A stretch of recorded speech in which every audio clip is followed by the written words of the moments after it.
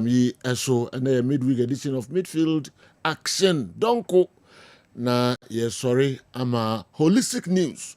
And so penifo abetrans no de abre kama pa. Moni entra kopim se donko bebo.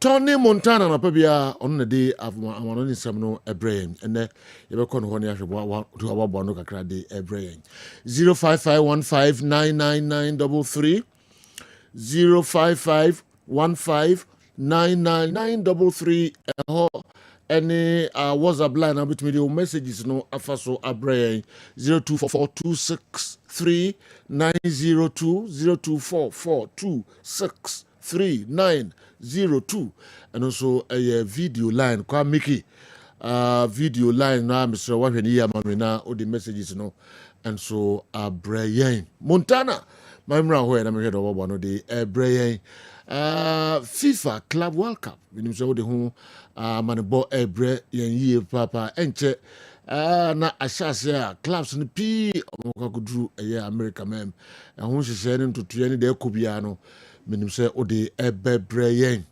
Samsung transfer stories kakra ho Tony edini nyina ebebre de ne ko enra na enyasem ketu akra na enso onsem ebebre friendly games I also in Senegal akwakoye the obinye bida ewo England meka African team okakoshe England ebin sida ewo omo ball abakosemu 3-1 na omo de ema omo Senegal de ma England na emu chechire mu ne nsensema hodo pi efa eka ho ani na no ode ebebre World Cup qualifiers and so ewa ha na fe other news every clubs new federations no emu Montana de Tony de bebre and sana ya fa Africa na fe ya befi abehwe weekend is so very tight weekend ema Ghana football edemu SMP and so bebre mo Samsung transfer local transfers ni na Montana, the Tony, Godfather, Ibn, Massa, Fachao. Good morning. Ibn, papa, so your friend say.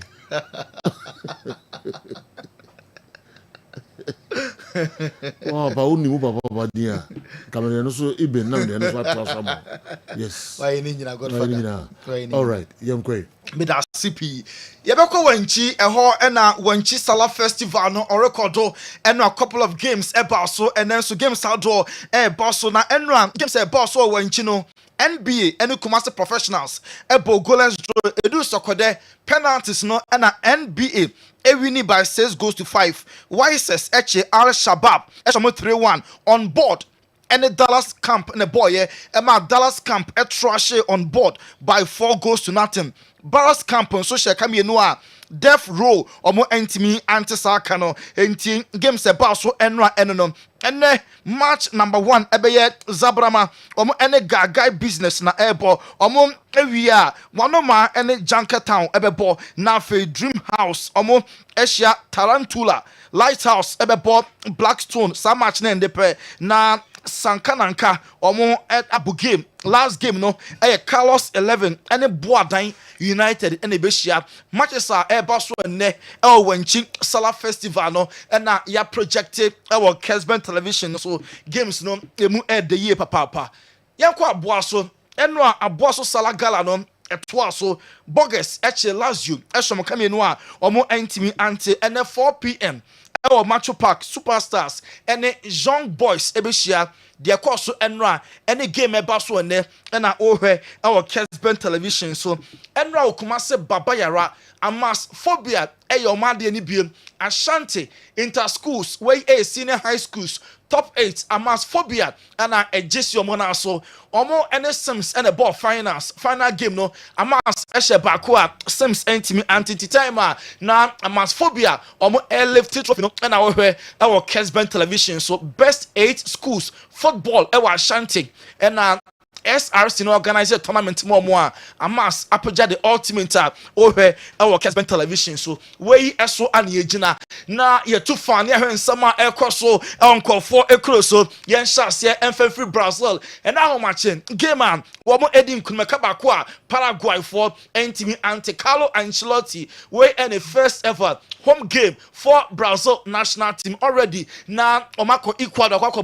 goalless draw enti under his tenure the was first goal ama Carlo Ancelotti on the new chapter our Brazil national team no Vinicius Junior not only the Juma Madrid Vini go no and now over our Kessben television so now Vinicius game na man ye and na Carlos Sasano I can't 12 minutes and a game na pono and a better because onya hamstring na wopra and a Carlos Sasano na on pese obebo atwa so na injury no aggravate Madrid for enya no amfana FIFA Club World Cup enti arrested boy no said the baby betimi available for Real Madrid and man Carlo Ancelotti so etimi SSR no Vini to so far man of the match no was in the niaje pass and he go no aboa ama Brazil qualify for the next World Cup so say Carlo Ancelotti ebenya ample time I prepare for almost subsequent games omo ebebo ojitum say game ya wo hwen enye one of omo best games nanso de ho hia no na omo ye the most important thing no na qualification Brazil for and so secure qualification and no the most important thing way and some Vinicius Junior Eddie Atuja na enra Brazil fans no omo erezi tifo enra na Carlo Ancelotti ni 66th birthday enti enra Brazil fans no before the game omo tifo kesia omo edeweshe omo gafa no the very best of Laka omo eweshe no happy birthday enra Messi mame Claire Celia Maria enra oko monumental stadio monumental ekohwe Argentina match na omo boy na homache enti Messi family ko support no ye papa na match no ekowi atipanku wan Argentina ehye bako ama Colombia omo enso ehye bako no so CONMEBOL Messi mame na ohwe no Kessben television so na Argentina 10 against 11. Now, among Edinya Sal draw no one Kessben television no Luis Diaz no go away dear F bruta. Where be a picket ball no and then the name one and the ball better to the F. Obaba the first Colombian player was a goal Argentina. Idea Argentina national team since Carlos Valderrama. Omo captain Dada no Johnny 3 Fugano. Ono na share the last goal Colombia for nya yetia Argentina and way back in 1997 and or share sa goal no now the number of goals Colombia share Argentina chrome one only 7 per enti Luis Diaz enra show class football na Argentina for na enra game across so and our Kessben television so na enra right after the game Scaloni coach Argentina national team no only Luis Diaz Eddie Nkomo and he basically said dear pot no catch Luis Diaz and I was saying or catch and say admano because top player na no go no so na papa yanko America and a FIFA Club World Cup no shall see a question we Inter Miami and a Etiano omo ene El Ali and a Asia na Infantino FIFA president enra or the trophy no so called presser say eco briefing media na Infantino kasaye edifa the maiden edition of the FIFA Club World Cup 32 teams and a airball and a trophy no some Infantino anyway ejaye the FIFA Club World Cup trophy, the trophy that for the first time in history of football or soccer will be there for the best club, the best team in the world to win. We are writing history here in North America. We are writing history here in Miami. Starting on the 14th of June, for the first time in history, the 32 best clubs in the world will compete in a tournament to determine FIFA President Infantino and our life or Kessben television. So now teams no started. Ebi ma kwa draw said an pandemic. Ede ebi to join our kick off show no so Paris Saint-Germain. European champions. Omo na UEFA Champions League no. Omo Inter Milan. na PSG omo attach down e wa American team a mo he Kessben television we team PSG omo ye European champions omo na UEFA Champions League na omo so attach down e wa America na Africa ye Robs no so akwakodu work omo from Morocco with that Athletic and so attach down e wa America FIFA Club World Cup no omo so akosi akan nice jacket and na omo Brandon no e wa stop away e work na Sundowns, Masandawana, Mamelodi Sundowns, almost so drew, almost so ekodu and our Kessben television, so Esperance, almost every Tunisia, almost so a group picture, could do America, almost so prepare for the FIFA Club World Cup, almost so I'm on sea blue jacket with white inner and a moi, almost a bomb sneakers, white way again, Esperance, na modern one was through Kebenya Panka Ghanaian club. Almost so edu this far said the best 32 teams are Asia mu America nanka Ghanaian club bi partaking anka ebeye anwahua pa na enra central for shemu so Jose Rivero El Ali coach omo na etia no opening game omo ene Messi Inter Miami and airborne Jose Rivero ono ene Javier Mascherano omo kon central for shemu na central for shemu na se no Ronaldinho eba ho a omo ne no enso etwa picture tournament no Saturday night and Sunday Inter Miami and Ali ana ebebo na yeko Chelsea aso ya almost so kobo South FIFA Club World Cup no na omo coach Enzo Maresca why changes be players bi wo ho a omo entimi enko Joao Felix Raheem Sterling Anzo Disasi Ben Chilwell omo na en travel omo ne Chelsea enko for the FIFA Club World Cup no enti players are Chelsea air ton omo no omo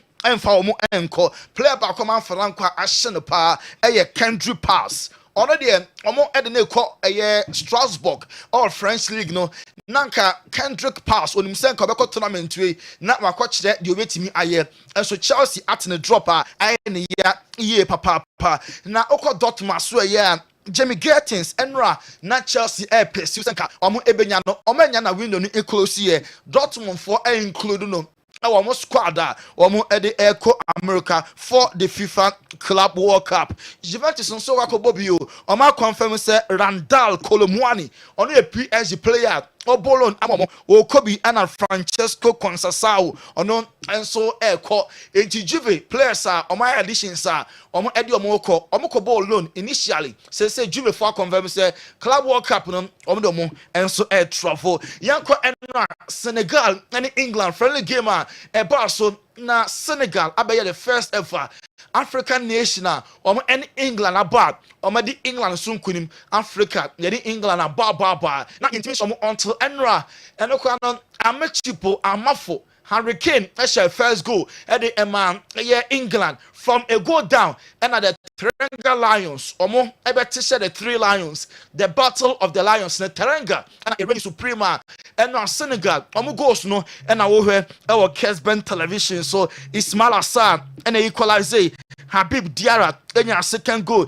and a Sheikh Tidani Sabali and I go number 3 and so at the M1 almost so abomodin etimi edinkunim over England omo national team no Nicolas Jackson obo Emma Chelsea right after the game okasaye say enra match no na emu den because omo in players ni bi England players no dodo na ebo our club level our England ono so bo Chelsea nti enra na emu den mumie nti nsam a Nicolas Jackson edituja. Good, we were prepared for the game, fighting for the win. So we knew that in like 25 games, winning like European team, but we just fight and then God gave us the win. What was key to the comeback, having gone behind so early? Yeah, we just made a mistake and they score. We just knew, we just have to keep going and keep fighting and. We just knew that we can. Wait, Nicolas Jackson, Khalid Koulibaly, a former Chelsea defender, Senegal, Omo Capito no, Enre Chile Hobe Bioafa. On also Casar, Oma Bricky James na, a good news in Africa and Senegal. Wait, soon in some Khalid Koulibaly, Eddie Tuja. What a night for you. Yeah, fantastic night. We knew that it was a tough game tonight, against a nice team. England are a very good player, talented player. There was, I think, on 3 games with 3 winnings, so it was difficult to come tonight. But we wanted to show that our country is very good. We showed it Khalid in the game Koulibaly, and former player Man Napoli and Chelsea. So Saudi and Okasa right after moving over England. Harry Kane was their first goal from a goal up and lose with 3-1. Or say how you say any match no on the wall. a good game today because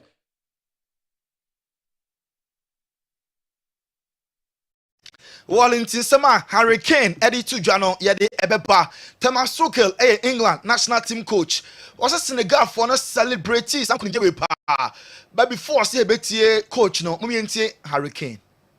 Just again not really good enough. I think we had again moments, but just both with and without the ball just aren't quite clicking, aren't quite finding the right passes, the right tempo. 1v1 we're losing duels, the right tempo. Omo passes na line court na omo elusu match. Thomas Tuchel say anyone wa pa na omo ben Senegal omo dressing room. Now after the match any just Senegal for Nigeria no say hey any je we dey as a abro so mumientie Thomas Tuchel. So sure what it means, this weight of the shirt. I think like it comes, expectations come naturally with the results and the success that Gareth had with the group and with England. England was now regular in quarterfinals, finals, semifinals. It comes with it. I just said you feel how the opponents approach matches against that, what it means to them to beat us, to compete with us and to beat us. I heard it because my changing room was next to the dressing room of Senegal. And I just asked myself, would we have celebrated in the same manner?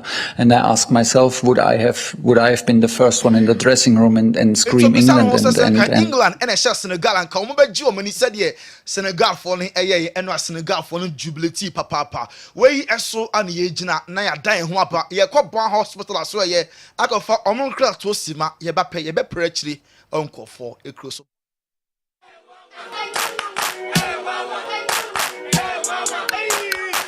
Cratchy, unemu bua unkoisha Dr. Ban uye den wa ha. Unye no mpemu ya die no wanko Dr. Ban jinse be. Laka.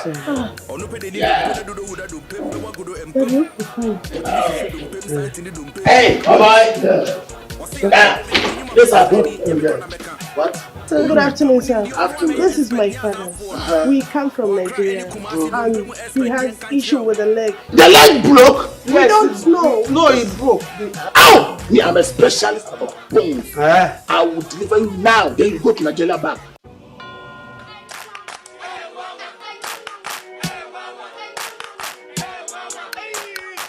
Cratchy, unemu bua unkoisha Dr. Ban uye den wa ha.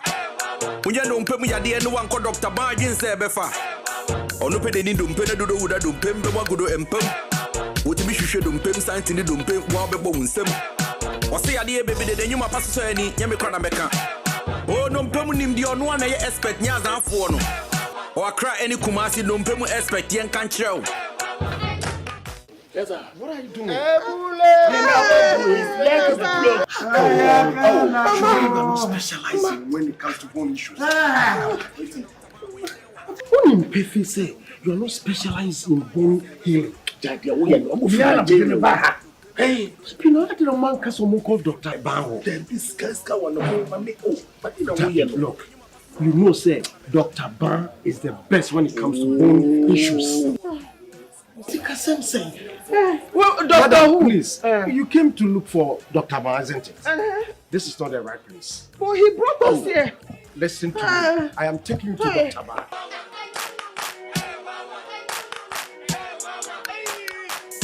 But I have a ban here by hospital. Now, no person say you will be a few three so busy when I say.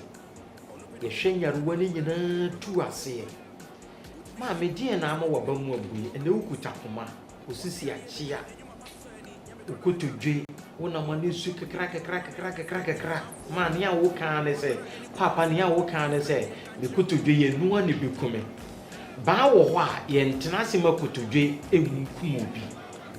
baa wɔ hɔ a kotodwe yɛbɛtu ase ama anigyeɛ awie pɛyɛ enti mesrɛ bia wo nsa ɛna ɛyiyi w'anida so nyinaa sa ɛwɔ mu a na yɛaka ahyɛ mesrɛ wakɔbɔ bɔɔ anaasɛ wonam hɔ ama tais apaw ama wo nan mu agu sɛ pɛn bra na yɛdeɛ de yɛntwe yɛde ahaban kɛkɛ na ɛbɛto soɔ nyankopɔn adom ahaban no bɛtɔ so a nkasɛe ne nnompe no a ɛtete na ɛha adwene no nyinaa no nyankopɔn adom no nyinaa bɛtoatoa ama nnompe no nyinaa yɛ kama.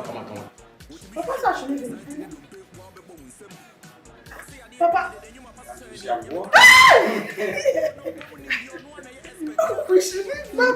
working. No, don't hold it. Papa is working. Bar Herbal Hospital. Specialists in every kind of bone disease. Spinal cord, swelling of the arms, arthritis, bone injury, swelling of the leg with reddish color around it, and so on. Ɛdeɛ na ɛtete wo, ɛdeɛ na ama wo yura ho, ɛdeɛ na ama wo ni da so asa. Baa wɔ hɔ a anidaso wɔ hɔ. Baa yɛ wɔ Accra yɛ wɔ Spintex Road 18 Junction. Kumasi yɛ wɔ Atonsu Agogo Government Hospital n'anim wɔ a. Yɛ numbers yi na egu ase frɛ yɛ. Adeɛ bi ekyir wadwena na sɛ yɛrewa bi etete obi ano. Yɛbɛboa ma nyarewa ne nyinaa ase atu ama nkunimdie awie pɛyɛ. Maame mfa ho ne baabi a wofiri ba papa. No kwasam sɛ ene wiase afa na nyinaa ne Nigeria ne Ghana ha. Ene baabi obi a wɔ ne bi fira brochire bi firi henhen ɛba baa so yɛyɛ. Enti baabi a wo no mpanifo se adidie kwan nwa. Adidie kwan nwa. Baabi a wo bia fo wani kyerɛ baa ya so yɛyɛ ha. Na wo ba ya so yɛyɛ ha. Sebisebio nyafe ne kwabrane ba betwe wo nan ne tententen bia maame papa ye de ahaban keke ena nyankopɔ adom ye de beto so na numpe ne nkasa ne ba bia acheche bia na ahaban betenetene ne nyina kama ba achamfo ba yarwe nyina be Ban Herbal Clinic. Welcome back. Kessben 2 points now, 3.3. Kessben Kumasi Facebook and YouTube and so Kessben TV. And also, the Azuris Italy national team coaching job. One they be replacing Luciano Spalletti, Makwakwaya Dempa Italy for Bresse, Omobenya coach. Say Gennaro Gattuso and the leading candidate or no. And I likely say Italy for no Ebenemu Gattuso say or no ene omo next coach Juan Garcia Barca omuni goalkeeper was signed in fear enum from omo rivals Espanyol and Juan Garcia was joining FC Barca also you super excited so joining FC Barcelona na Barca Efrewa untimi enka no opportunity ba no na also grab with nsame no nyina no better go e de Emma Barca Chesney Barca goalkeeper mko fan last year so be stop gap emergency goalkeeper oba ya pen no be fan number 1 spot no or say or come Juan Garcia na ni ajepa say or the goalkeeper we enso eba be adwuma bom e Barca omo enso aso ye Ivan Perisic senior man Netherlands omo a player ball Netherlands omo league number 4 a year PSV na Croatian you know yate se Hans Flick recommending they say oba Barca oba as a free player oba lowa ni wage oba a good addition ama Barca omo a club no Trent Alexander-Arnold oba jersey number 12 for Madrid the FIFA Club World Cup and also Barca Joshua Zirkzee might not plan or holidays na on the field and enkoya off the field or Jinani Papa Joshua Zirkzee and a mano and tiafu for so our vacation our Kessben television so Laura signing I rejected by Munich omo contract proposal omo Ediamano say Galatasaray and as all editors because Galafono I will and say omo for the scalama for no emu enso edupa flying Vits ababe the most expensive Liverpool player in their history na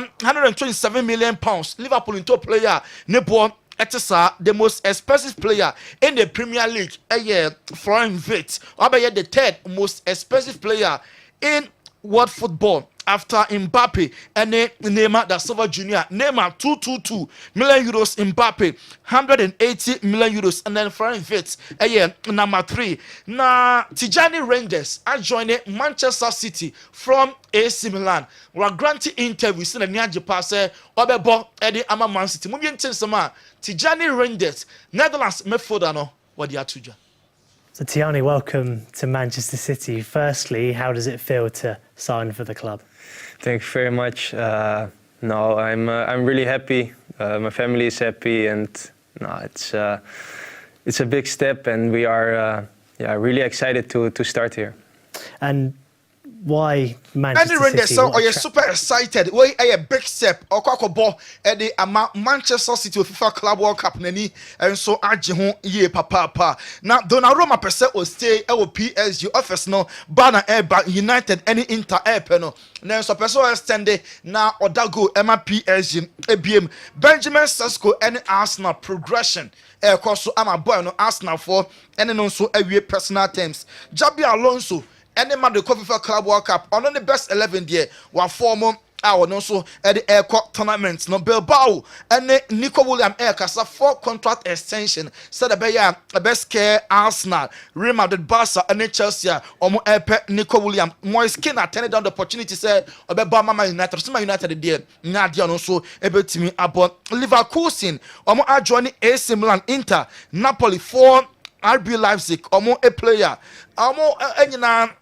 Rasmus Holland United player no and clubs way RB Leipzig Frankfurt Leverkusen Milan munyina show interest and so Godford Odaroma kwafo cross nsem the way eso ne yegina na ye DFC Tony Montana yemfancy ha odie rura and anopay foreign stories na Tony Montana de abrayen no minim so mo ho nsem ba kwa na menu bi enso de atudwa kwan da ho utumi de ba na kwan da ho na yekenkan enso de emamo Kessben television Kessben 93.3 92.9 na fe DSTV channel 364 Go TV channel 121 me ko akodi enkomo kakra me ko Balm of Gilead asye na mene omo akodi enkomo kakra da bia obehu se Dr. Fo Kukudami Eura Studio Hano, Netite Bibi Eye Ababe Basupa Enya Semketu Akra.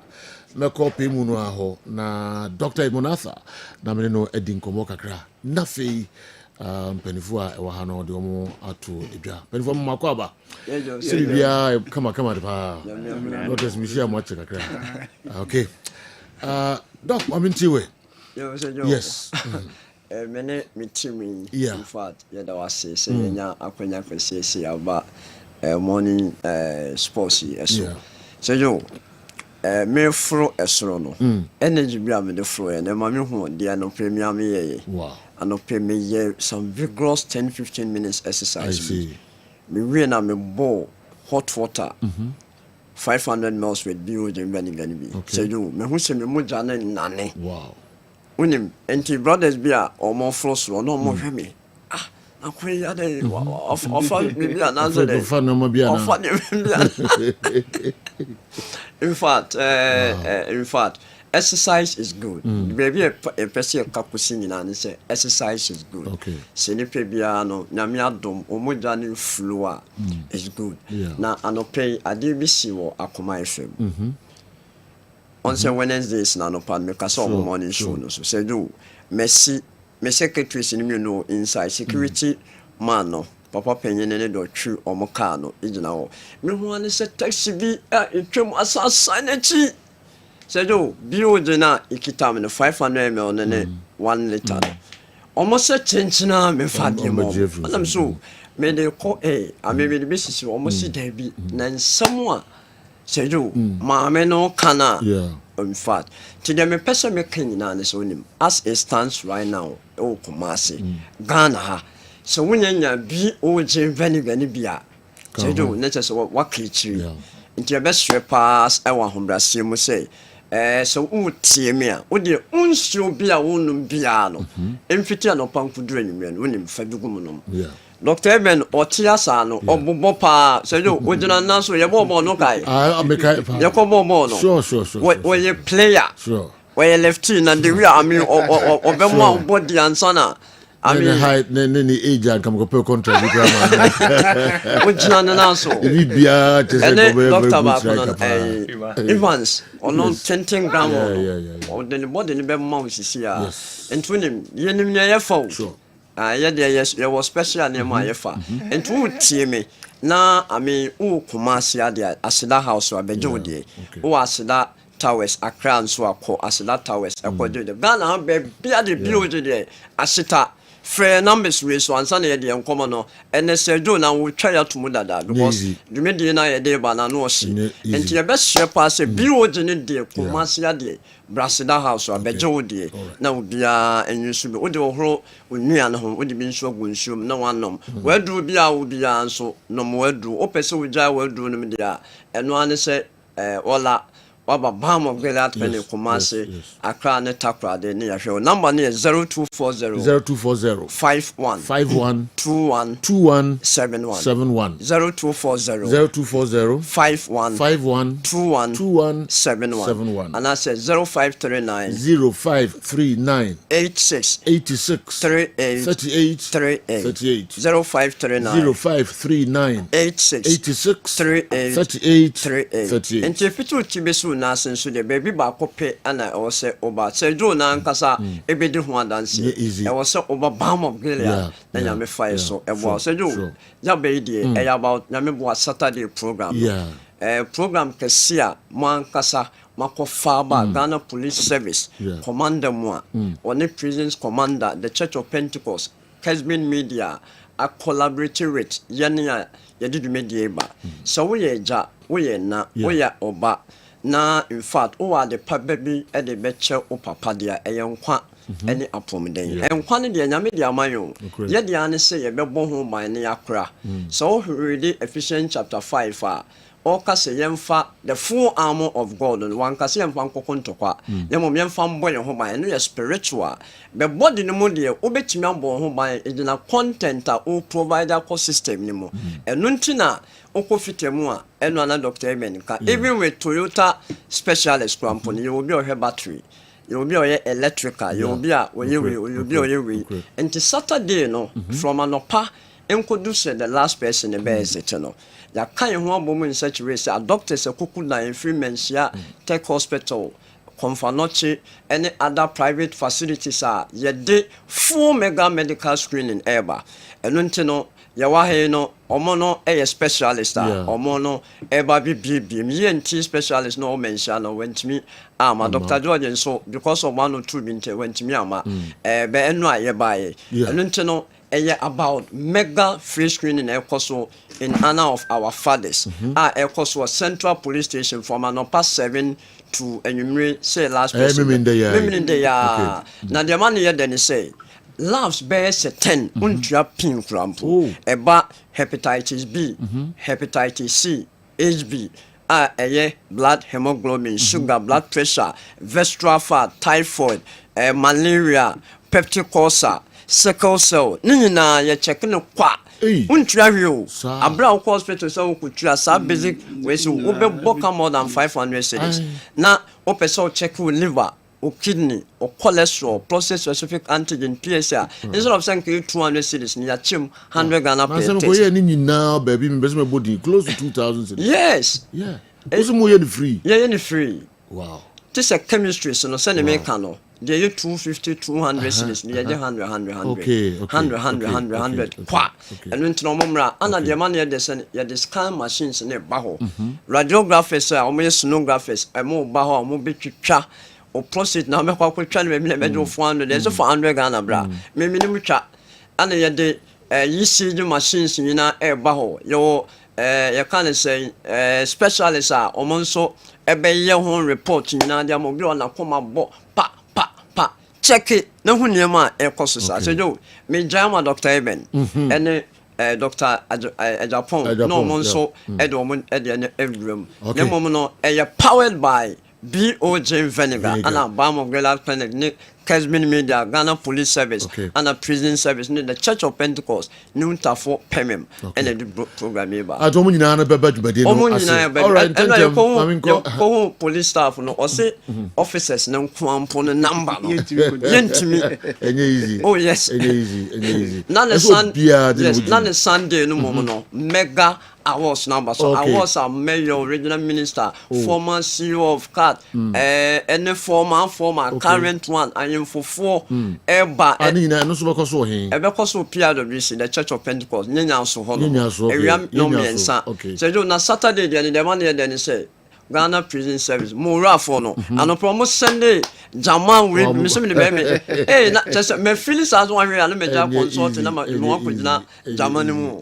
Easy cry. Chop on so day. Chop. Brand San wow. Yes. We don't know baby. Say we had was Saturday. But we got Dr. Ebenezer. Kwame Amankwa kwati. Optometrist. Adwuma ben na wo ye kaso bi optometrist. Optometrist o de men kan twanity a say me hwe ni. Hwe ni. Wow. Okay. Enti say the na dog kan e team na yeba. And the there be ya na me kan say say Joe most Fridays na mo ye questions and for the questions. Fridays, yes, Fridays. Na mo answer yes. Now, your society, there are a lot of misconceptions, especially about eye care. So, be obiti joma or tomatoes, and any problem by no could be sanina on any tijomono. Or say, we at we cook na we not. So, just sports more questions. Only at the bro. That's a new problem. And then I'll be and sometimes, omutimi come and yet said the nipa na kano enu mom na wodi na ehunehuna yes obia che de dro bi de sha bosom bi de se we the fact is say any problem and then now me who professional that is why Bible say lack of knowledge my people perish and no ma bebre ho a nimdia ye nim wo ho nti na ehunehuna ye na yesuru misconceptions bebre ho. If you say eye surgery, cry you two and in a two form. You eye up a pound like you're craning a whole lot. And not it till Saturday, say, yeah, I'm a person. What won't be biasino? She am your Dr. Ebenezer Kwame Amankwa day to day eye clinic. I walk kwamo. Okay, yeah, the team need a bus Saturday. And see, and maybe be a now. Yeah, BOG Adaroma. I say a free screening. Okay, the Obawanki, a bejono, Uba and Yoshi. Eye section or the Abejian say we are here eye drops beer. Eye drops and so be a boy at the Bejo clinic and yate so cry. Maximum be a 50 cities be. Okay. And now reading glasses I will be here. So ba na so be here surgery. And no the year was screening na sema. Name me the obeko your clinic. Okay. Ya be ma detail be but because of this program and see what about who will be here surgery no. Ya better bonus one because of this program. Okay. Into your opportunity mo be as Saturday there. When need there be a make say screen here yeah more eye problems. Yeah will be our when eye who need be there because there are a lot of conditions see enti yen train ma problem name ban sana ya she ideally obi a wo ho a me kan na say jo if 30 years ago 30 years cry if 20 years ago obia was every year I was check you there be amekase because of glaucoma because condition no timi siewa kopim late stages now obeba no e bia beba na damage no so akwa akire dodo damage no edru sa stage na oba ye ntimi nya hwe mfam ho and say the preaching say my yenhwe wani no ansa na problem no aba so come to us even when you can see. Wow, Dr. Ebenezer Kwame Amankwa kwati ohwe ni enti ka ho doctor ohwe ni nyina no omo eka program kese bekoso nyame yaduma miminda ewo central right police station yes na obiamra sa a chance we untai enhia kra so we the team no or medical consultant or eye specialist in ewo mu offenso hospital. Wow. Former medical director mon ni team na no shi. Okay. And sana Dr. Japan ni team no kwa de na change. Easy professors e ka no ho. Mumra na sa chance we unya no ba bia. Ma me ko Dr. Japan Godfred ono so a dentist. Na fi yene ni komo kakra doc. Yes sir. Then also obekire nyame aduma. So nyame aduma. Bible Gilead adaroma. Ye ba ababehwe ye nipadua ni nyina. Na I mean focus esen no. And say nipadua ne de bibia be ko nipadua no mu no e fa wanum. Yeah. Indi say ani e wanum no eni ahode na say wonni anigye e wo wanum a. Yeah. Adua ni die mu ne onema ne bebiri wo ho a enkoyi ma. Inti imagine pass when you adwani bi so person wudi na wo kondo pa and so because of problem wo wanum na wo senti no untumi omoko o pesa wo no bi edi asumasem bi pa but o kasa nipa no ho a enka ebeba no enu nti no o fere so be ko nipa mu o sin bi wo de arrangement de wi asi aye no na de nti no o fere so be ko amafo be kasa bu wa ne sin so bu onim se ne sin so bu kra ebetimi afeli ama no bu wa kaka toko da ne sin no mu onim se ebetimi afeli ama no but a happy mouth is a happy body. Okay. So wanum wo ahode na say wanum anigye wo ho a body no so anigye wo because adwani bi apeso di bia no utumi di wo ho ze mintimi num enso a enyunu ni nyina ye yade wo hwe obi siase no na ade bi yellow bi green bi hyehye na say ni nyina ye yade but because enye ya ni ntino sometimes ya ye bu ya ni edi gu ne ma bebre so say o we di enye hwe nti e be do last stage eye wo ya no na ubon say ubebo ka bebre. Okay. It now ya ba free screening dia ma ye ne de. I say you take advantage of it. It oba ye be hwew bibia ni ho a ye be ka che say bibia no bibi wo ho na say ye procedure bi ma wa. Okay. Bibi wo ho a bia nke be je 500 a dia 300 is 200 is ni aje. Dia ye 1000 na 500 ye nkomro 500. Oh, okay. Ye nkomro 500. Dia those who cry say ye nkomro 500. Yes. It obi bia emra oba ye be examine wanum no na ya hwe o ketrema so o siase o ketrema si bibia wo bia na hwe wo ye okay a na ama ko problem wo wa ye no di ho kobo se bi ho kwa yin timi nya ma wo ho na se bia e se ye refer wo to ye clinic a ye be ma ye be refer wa ko na ya hwe. All right.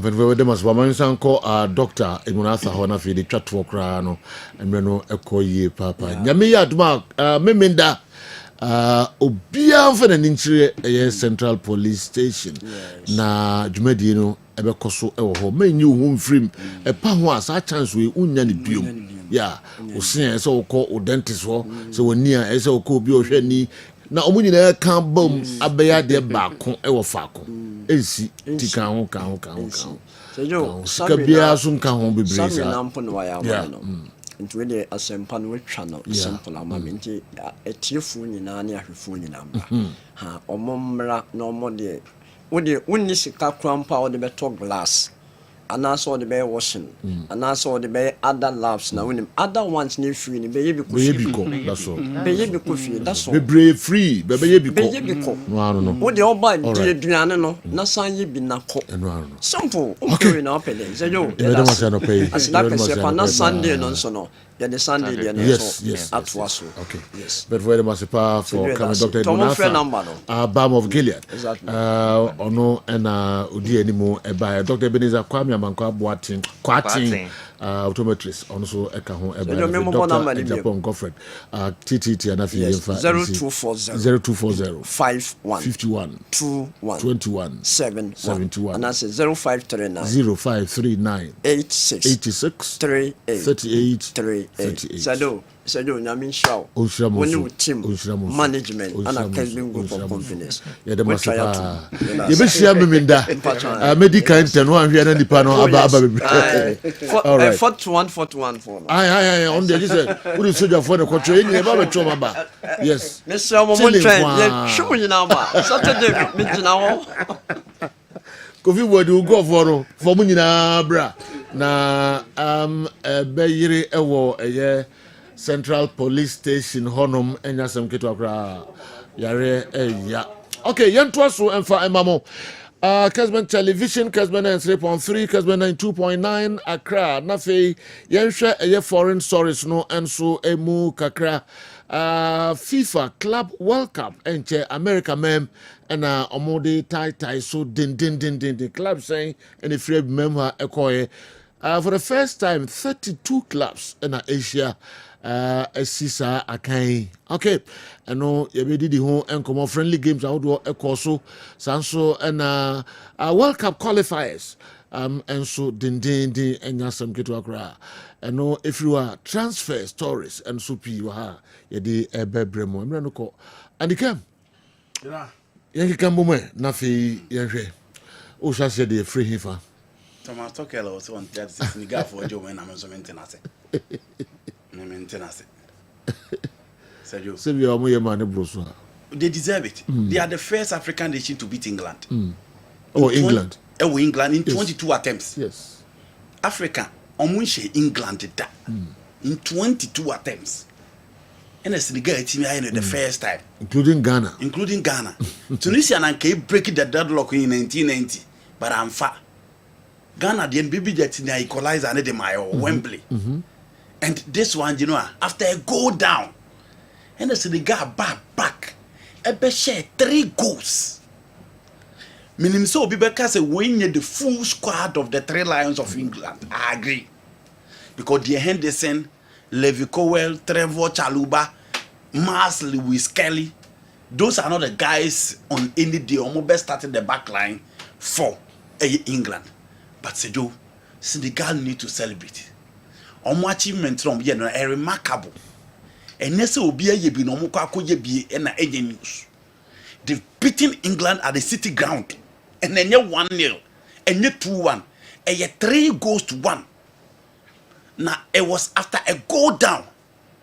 And a papi tiao team no e back e be share. Inti Thomas Tuchel ni asimbia akaseyo. Oba and 3 matches awabon Andorra, Albania, and Latvia. And so share and he celebrated. We say a match. Said your match would the English coaches or munya dear crowd they win. Because these are not difficult games. Inti Senegal for a remarkable record.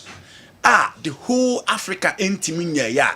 I think say in as much as a friendly game, me any problems almost celebrate ya. Na sejo watching the Senegalese team no asama me a different idea about their team. 24 games no lose match. Okay. Na meaning say Omanya decline within their national team after that exit from the last AFCON. E omusa na history empake omo say omo be share the elephant of la Côte d'Ivoire and na Côte d'Ivoire yi omo free. Parce que the integration and how omo makes it the young players and the old players no is solid. And no Shabrante friend Lami Camara from AS Monaco. Yeah. The last AFCON he was a revelation. And Africans should watch out for Senegal in this year's AFCON El Morocco. Ombesaba abeyo medjumani biu. And said yo, South Africa juma ya. The next World Cup Africa be konanim. Because of this friendly game? No, you know, teams na war areas and say one money pa na yade. Italy. The whole Italy not coach for their national team. And I what them. A country born of coaches. Omo coaches are papa ti opia uriase. And then omo nya coach for their Squadra Azuris. Italy onye obia.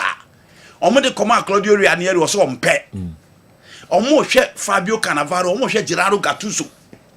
Omo she Daniel De Rossi. Italy national team no. And the former to and the Spain national team ye dear house and little mad and Oscar Miguel among the back line. And Germany are struggling. Who are their players? Florent Weiss. Said you. Leon Goretzka, there be enyehu, Mesro Datmo, Jonathan Ta, enyehu. Enti South Africa here who are yebeko yenim. Yes. Brazil are struggling. Yes. Argentina sin chain. Into England to say who piano say who say you a weak mentality. Complex B, I don't know. A weak mentality. They do na. Say you win here we are they do na okay. We dey na draw cry ya dem. Tina mkasa say yiri ye ho. This is not a World Cup. Ameka say do. Obekase France asɔre gyina, Brazil asɔre gyina, Argentina asɔre gyina, Germany asɔre gyina, Italy asɔre gyina, Spain asɔre gyina, England asɔre gyina. Nti your chances of making it ɛwɔ soro hɔ no ɛwɔ high. All the teams are in transition in a year to the World Cup, and all the teams are struggling in a year to the World Cup. And Sergio, I think Africa year in the next World Cup we can make amends. I don't think the journey is difficult. You are going through semi-finals, so why not?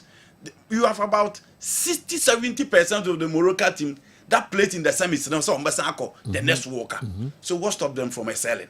We can only hope, say, Obenya the best of the draw, and going forward, Obenya a good coach, or bet to a hooning in egu.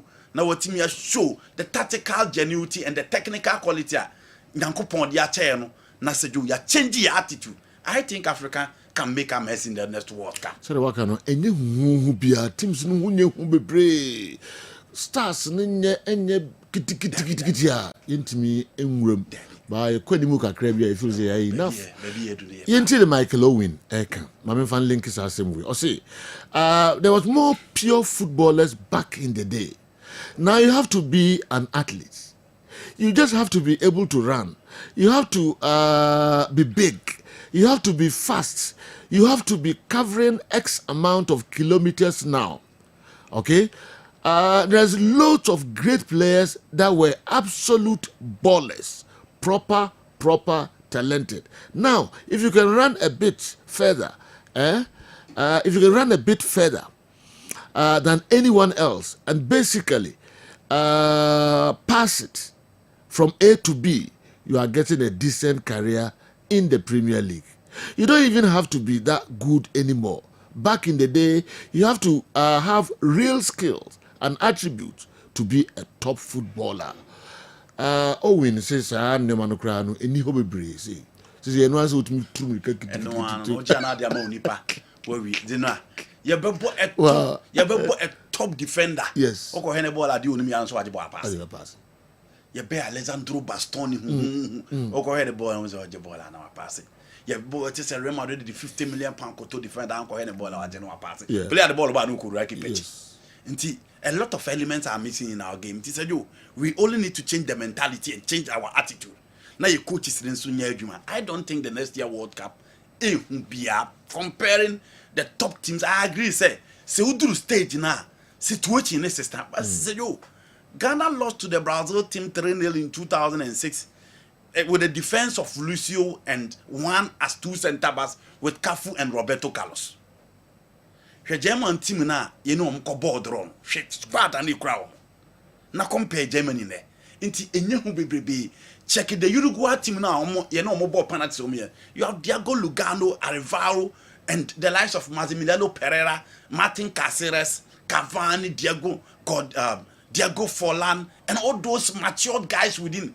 But you in the national team apart from one or two. I am cram, that level of maturity, certain department be intermediate. I don't think it is difficult for Africa. We only need to change the mentality, change our attitude, and hope that the skill set that we have, do that promised land, we can deliver. Until on some dear house in a war, bomb of no Real Madrid, and on that's what bomb of. Inti said, Oceana did in yeah. So Oceana we bought 5 Emma Spain. No born night the Magana did to the you only need to change your attitude and the mentality. We are good to go. Okay. When you said the mini talk of Jesus, you drew 11 the gap between Obakono. Oh, that be said you. The Nubia say heart of full players now. Yeah. Could some board the coin. Yeah. So all the compare work of Morocco for now. You are talking of that gap, no so. Fedanis as the board national team started at the Tunisian national team. Into the gap is huge. I'm talking about 2 players who play in the same team. Ghana Kotoko has players now. The Kobo Sam Martin said you. One and a work of Morocco players in Abu Timda. Into the story is different. Again, you are talking about 2 clubs. Obi to $100,000, Obi to $50,000. The incentive for both clubs is different. The coaches for both clubs is different. that is the point I'm making. Inti enye say bia Ghana said you ofa Ghana ne na say bia ofa Italy. Enye Italy of Pirlo, Gattuso, Totti, De Piero, Luca Toni, Maro German Cameronesi, Gigi Buffon. And wako kasa ofa your goalkeeper Benjamin Asare now he Buffon, the gap is huge. I agree you cannot compare Benjamin Asare to Julie Donnarumma today. But I'm saying that Gabono and shot yourself first in baby. Say no, first the only Luis Ronaldo now who's it done. Now Lionel Messi the gap is huge. But then let's watch Gabono in the huge baby. Tina make us say German national team let us say, England let us say, Spain let us say, Italy to say, and these are the masters of the European football. And more recent quality and their recent performance, saying it. That is the point I'm making. They were pure footballers back in the day. Now you have to be an athlete. You just have to be able to run. You have to be big. You have to be very fast. You have to be covering X amount of kilometers now. There were loads of great players that were absolute ballers. Proper talented. Now if you can run a bit further than anyone else and basically pass it from A to B, you get in a decent career. Michael Owen, akomko. On the last no more no say FA players I also wa. Na me keep I disagree. And na chika say your criteria, your requirements. Say you Sanyama win in Agra because of the so-called modern football. Yeah. And I watched the Argentina-Colombia game, and I watched the Brazil versus Paraguay match. James Rodriguez Ayemre. But you see the quality of a number 10. Brazil ball with front four. Matias Cunha, Vini Jr., Gabriel Martinelli, Rafinha.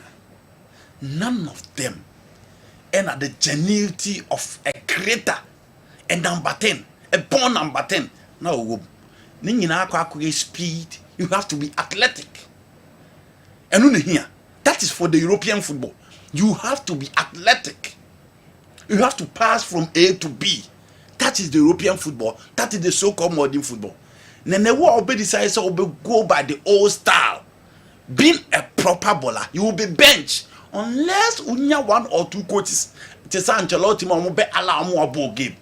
Most of the coaches will bench you because you delay transition. Okay. It is a joke. Michael, we are someone saying Nitia. My opinion is that because of time, Africa here free more. Okay. We can go places next year. Okay. So Joe, but the Kaka the Sarah can qualify as a Barcelona. Now, as usual. Brazil are qualified, Argentina are qualified. From 1930, the Babysine, Brazil are qualified for every World Cup. They are the only nation to qualify to every World Cup. And it is the reason why they've won it 5 times than any other team. It was a difficult game for them, Enra. It was almost a first half. They really played very well. Now, Enra watching Casemiro, and I'm saying there be Casemiro done inside. Bruno G had a best game after the game against Bolivia for a long time. Only had a best game, and Vinicius Junior step up. And the moment Abu Sakala and Telo to a bench, obviously you expect Vini to step up. And a different role as a number 10 and a coach the man. He wasn't involved in play so much, especially in the second half. But in the first half, he was all over the place and he really stepped up. Manchester United fans, you can only hope send a ball or ball and run or be United. And if he continues like that, United a fighter, United a player in transitional play or be drive with team forward, whichever route whether on the right, whether behind the striker, whether on the left. And Sergio, in such big occasion, you need any of your big guys to step up. And Vinny really step up in that particular game at Corinthians Arena. Argentina and Colombia match was another game. Na fair. Na Obershare as usual. Obershare said the name of Bisiako. Then the major highlight game no the ekoso TV. Baby Luis Diaz peke ball from the left do yi na Molina film. Christian Kuti Romero Babeje ne de. Abranti fell in Leandro Paredes Bejin dear, and I said you or crown it all with that goal, and that is Luis Diaz. Or you'll be from FC Porto Coppings or the Liverpool born dear. What just on him bo. And then when I say Barcelona are born what up some person about the left side of the attack. Sikase na akwa issue because he's a fan of FC Barcelona and said you Abranti I fell with the ass there. Born on him bo na enra. E kwen odi Argentina for fans no na enye wan at all. Ne game way they me back to the Liverpool setup. And why Liverpool believe say omoni na wie nti also whether joining Barcelona or whether obe joining Al Nassr. So who players na omo probably see Cristiano Ronaldo so omo do mbeba na Luis Diaz one of them. And share the tweet from the wife no be any say was say goodbye to a Liverpool team no because we did do me awie ba say peno and I don't know omo dey na to sport tika kraka and sembebre so e koso was sabi say obeba bi siaka say Joe Liverpool was card they should keep this boy. Say if they really want to dominate the Premier League they should keep this boy. Florent Vase beba but say Joe Florent Vase on had the Luis Diaz there be. Forget about the number of goals, forget about the number of assists. Ball we are with the man, the options or the man, the creativity or the man, the take-ons or the man. How he draw defender to his side. Florent Vase and fast at the amount. Until Liverpool almost quite there for no more. But if they really want to defend the EPL title, say Joe, they need to keep this particular boy because he's a good player. Okay. Now, Chelsea called the Club World Cup. Now I know I'm a ewo baby a omo bekwa akosi akan na sejo enra omo fight bia se nkomo betimi anya Jimmy Gartin from Borussia Dortmund but anko ankosi hwe omo nsentimi anka no for the Club World Cup ni nyina ne se Abrantie na ankasa Japan so obeba besi akan e de ama bubu ku friend Chelsea but Dortmund for so sika omo pe no se Chelsea mfa my idea omo nya no ma Abrantie ne ma omo hu se Chelsea were in a hurry to add him to the squad omo person omo register omo for the FIFA Club World Cup. Inti se kobasa dia omo be inflate scanner ma Chelsea etua sika eni kwa so omo tua. Chelsea nya well so omo betua around 40 million pounds for this particular boy because sejo onye guy omo hu se oba na oba be start with team nim so bia ye fitter or ye player oba be a squad member and play the game that I've watched unless oba will prove something different from what I know. Finally Chelsea entimi antua sika no ntini deal no entimi ama so Chelsea be so pursue after the Club World Cup but for the Club World Cup Chelsea be mo first game at the Mercedes stadium Atlanta Georgia Abrantie or that TV will not be part of the squad. Coach your friend Enzo Maresca drop 4 players et said Tony Montana edit 2 dano na said 4 players I want drop no can be beat there almost said and you're likely say any of the 4 will be part of the Chelsea squad next season. Players on Mukolo no, Andre Santos aba, but the Andre Santos World Cup ni be United States of America. But Raheem Sterling back from Arsenal and yet be next season he will not be part of the Chelsea team no. The reason why I coach now drop no for the FIFA Club World Cup. Ezel Disesi from Aston Villa said you be next season team for Chelsea no and now there's all cast a particular team no it is the reason why he had been dropped. Joao Felix any one player was disappointing a lot of people because the defense and any probably demand is say he's an attacking player working under a defensive coach intime man prospect in ma bonten oko Barcelona akoye kakra basejo oba Chelsea na amfa oko AC Milan na amfa e ma AC Milan fo no kwa keka bi a kire do am afedie Benfica and Galatasaray na likely say Joao Felix ebesanko and say Joe we one player at least boy carry pa yo so do you say no baby o piki ko dru ye na ye nyina di eni di na chise obetuma kwa ko dru no wa back down ten I never call loan crowd club some pel back so Joe serious that's true yeah now she sika abba the contract muda sika dey bia bani mu pa you know sika dey bia ba mu pa na even coming to Chelsea create jaya do me this sika ketwa okon Barcelona sika kan ho bi nti dom jana kwan ma ko nti he was a huge prospect. He was the next big thing from Portugal, the next big thing from the Caesar Academy. And to know bien him say a player bena team e fena let come and this kakaka kasi akwa akoto no obaye no he gave them some highlights match am de kind of pie the Manchester United game at the Old Trafford. It was a major highlight. MOB aka say Branty ball unimbo. Diego Simeone nyane issues because he thought say no he lazy. Say yo, one man am be a balloon to Chelsea. In 20 games he scored 4 goals. And on sa call back. Oman you know and on sa call Barcelona. And the good thing is that a client of Jorge Mendes. It is a do he team na obono. And he is care done so. Osan back to Chelsea. Oba and one team and cementia position. Na ye mu be believe say Enzo Maresca and man the chance to play. Again, he joined AC Milan and said you okoye and so e honso emfa. After struggling in a defensive setup, he has moved to a more attacking areas. Barcelona, AC Milan, Chelsea under these flexible coaches. But said you nyina wa failing in the national team. He was a player tipped after Ronaldo and Bernardo Silva to take over. But then Pedro Neto Munina and Francisco Trencao Munina Babi Sound Joao Felix. In the decline there, I perfectly agree. So with his talent, baby or Babi Dune, and no be ampeno. And Casado, we will have Okopeti Mikate entirely. Say we will have. Who did Jimmy Gates here? But Chelsea don't want to keep him, they want to bring in a different player. It's so sad. Okay. I agree with Owen. Anytime we the oldies talk about proper ballers back in the 50s till today, these current generations think we exaggerate. They just don't know. I'm just imagining Mohamed Polo, Osei Kofi, Amusak Badabosi, Baba Yara, Amadou Akuse, VC Odoy, Sunday Ibrahim, Joe Gatti, Adolf Ama, Abdul Razak, Abedi Pele, Bismarck Odoy, Tete Sandu, Berman Su, Kwaminti, Ajimanjeu, and Adu Odamte in this current generation of the Black Stars. Akomko Kwabena Black anyway every tema and so Abekanyansa and Anopay. Akomko Yaka Andy now Sena Usuti. Well, who ever heard? Yeah, I saw the Judo brand number 2. I do grab one. But you know, my ever have no Nimbo. Over 2 1. Me were two Stephen Drum. Oh, see you doing number 2. Stephen Drum. Santimo, Ablodemo, Copsemo, Yate.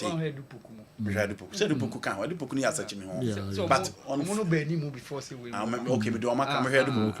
General Book was an exceptional player. Sure, we have such a crab in how many times, but maybe said 2004 neighbor Mashubia 2004 the free chips are more set up no air bano from Baba Mandu. Okay. Yeah, Baba Mandu. Me hear Polo Bina no hono. Me hear Franka Chumu a set up no. Me hear Kotokonu Reggae Boys Martin. Okay. Our guys are Martin. I watch Koto against Reggae Boys of Kumasi. Me hear Samo Bakai. Okay. Me hear Samo Bakai. Must I set up no. Me hear Omwa the baby sin there. All right. You know ne bi mo no munimbo. Eh be a wuntimi fan to first no. Said you omo kan. But said you. Ne bi nimbo pa. Ne bi munimbo. But air banana esote. Uhuza. Yes. Oh, wa generation gra wo kan. What you be Jordan mo set up now. Yes. Ne hu say we mutu ni mbopa. After Jordan mo kra no 2012 set up of Kotoko. Ya friend mo set no Babara Amamo no. Ameture Benechampom was another solid team. Nathaniel Asamoah, even the Hearts team of Emmanuel Hayford, Yuri Asante, Esmemens, solid team. Inti ya be Mahatma Utu said you. These were players I don't see or mobo. I will press a catch them Crawford and Mombra Park. You be in a match. Until free or banana, I feed the game no. Sikadi free mu crowd, Donny free mu, passion free, and I feed the decline ya baby drew, ya baby do ya. And I can shall allow him pie boy. Ready. All right. Most Africans, especially Africans sub-Sahara, are content with the little they get or have, or where they have reached. Most of us aren't ambitious enough to reach the upper echelons of our career. A great politician from Kumasi ever said that when he went to the US for the first time, his aim was to get money and buy a car, then come back to Ghana. But when he joined politics later, you could see the quality in him. Otherwise, why should the likes of Kamal Dean and Kudus be afraid of any defender? And why should Jiku be afraid of any attacker? It's about mentality, and we underutilize it. England should be magnanimous in defeat. Sani Saliu, good morning. And the way about. Okay. Yeah, it was so. We know the transfers in Kakrebe. Kakrebe, Naminkofa, Maminkofa commercials. Kakrebe, Mariba. But was the Amameko, a Niwat Scientific Herbal Clinic in Kratoka Kakrebe, near Babetwas. Niwat Scientific Hospital. A team of medical scientists. I have created a boom near the infinite was war. A year a juma, oh, Yasue has it. Yasue had it. Yes, I'll buy a Sabi. Near time a good amount, said the Coconon. The boom, you do two effidiuso. The Mephidio Mushimu, the Mium at the Potier, the Yadene Breo, Nesamium in Ya, Yarene Dewey Piano so. The Venezuela Mawat Yariasi, what the editing said. See the baby as a water Yariasia, which we to a sentence. Open what scientific hospital, Dr. Phobius Yajumani say.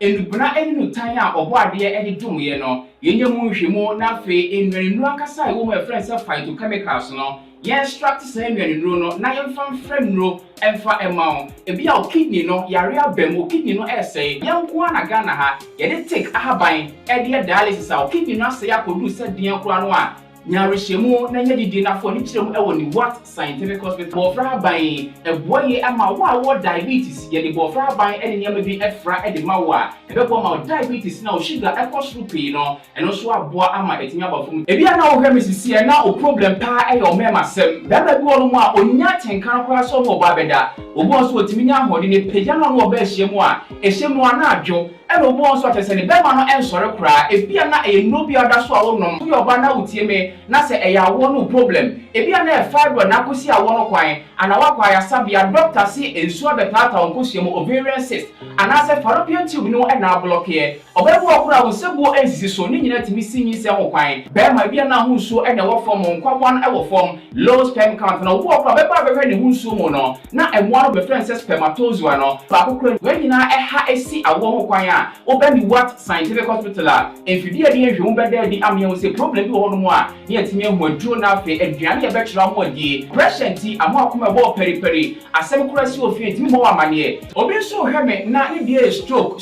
akawa tompam ye kwa wo ye ba wo so ntimi o kasa na pampan boni die kyerɛ frɛ no halitosis yade ba ko a ya no wan obi opɛwase obetimi akade a kyerɛ wo a ade bedi unya o kasa bia no obi atwene hwene okoda na nyimre o da o junso antentem e papa mo mpanifo no e free 40 50 60 years e ko animo no o prostate na e kase prostate enlargement e ba sa o da o junso antentem o junso bebransa na ade akye e mane nka achi e me nkofa catheter ahoma nkoto ba memo abusuafo bi ebere nti manya adagye amoya de di a nyadidie semi what scientific hospital Ghana ha de o pa ya sabe e dia ba frim die fidie e de twe enubena e na afa ho de nie fra haban mu e de saw ya de ma wo a na e ni what scientific hospital yi wo Kumase Atonsu Monaco Junction ya Dansura Bank no ene bi ene mehwe enkran so ye o ma 7 ye ben Janet Corner dan no 0244 087687. In case you are watching us from any part of the world, whether you are in any African country or you are watching us from Europe, you can contact us on WhatsApp +233 244 087687 or on Google Map. Just type Niwat Scientific Hospital and you'll be given the exact location. Niwat Scientific Hospital. Nyako Pwanda Rumenti Wamoto Ebeba.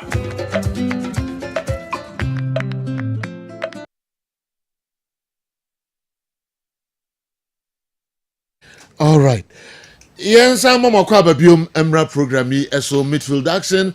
A bobo so I don't kunya pigemu na holistic news and so abetwaso ama yen. And Kayemfa awal kabeso wanu tun komunum kakra and sana ma san come back to transfers no. Oh na kwabla black and sem no na seju me who some couple of them who body no. Me who Emmanueliati. Seju kind of born Emmanueliati but any subi niwo. Okay. I saw Emmanueliati. George Mambia na Otimensia around Ashtown side on. Yeah. So Joe another fantastic midfielder. Yeah, Ranga. Another fantastic midfielder. Product. Yeah.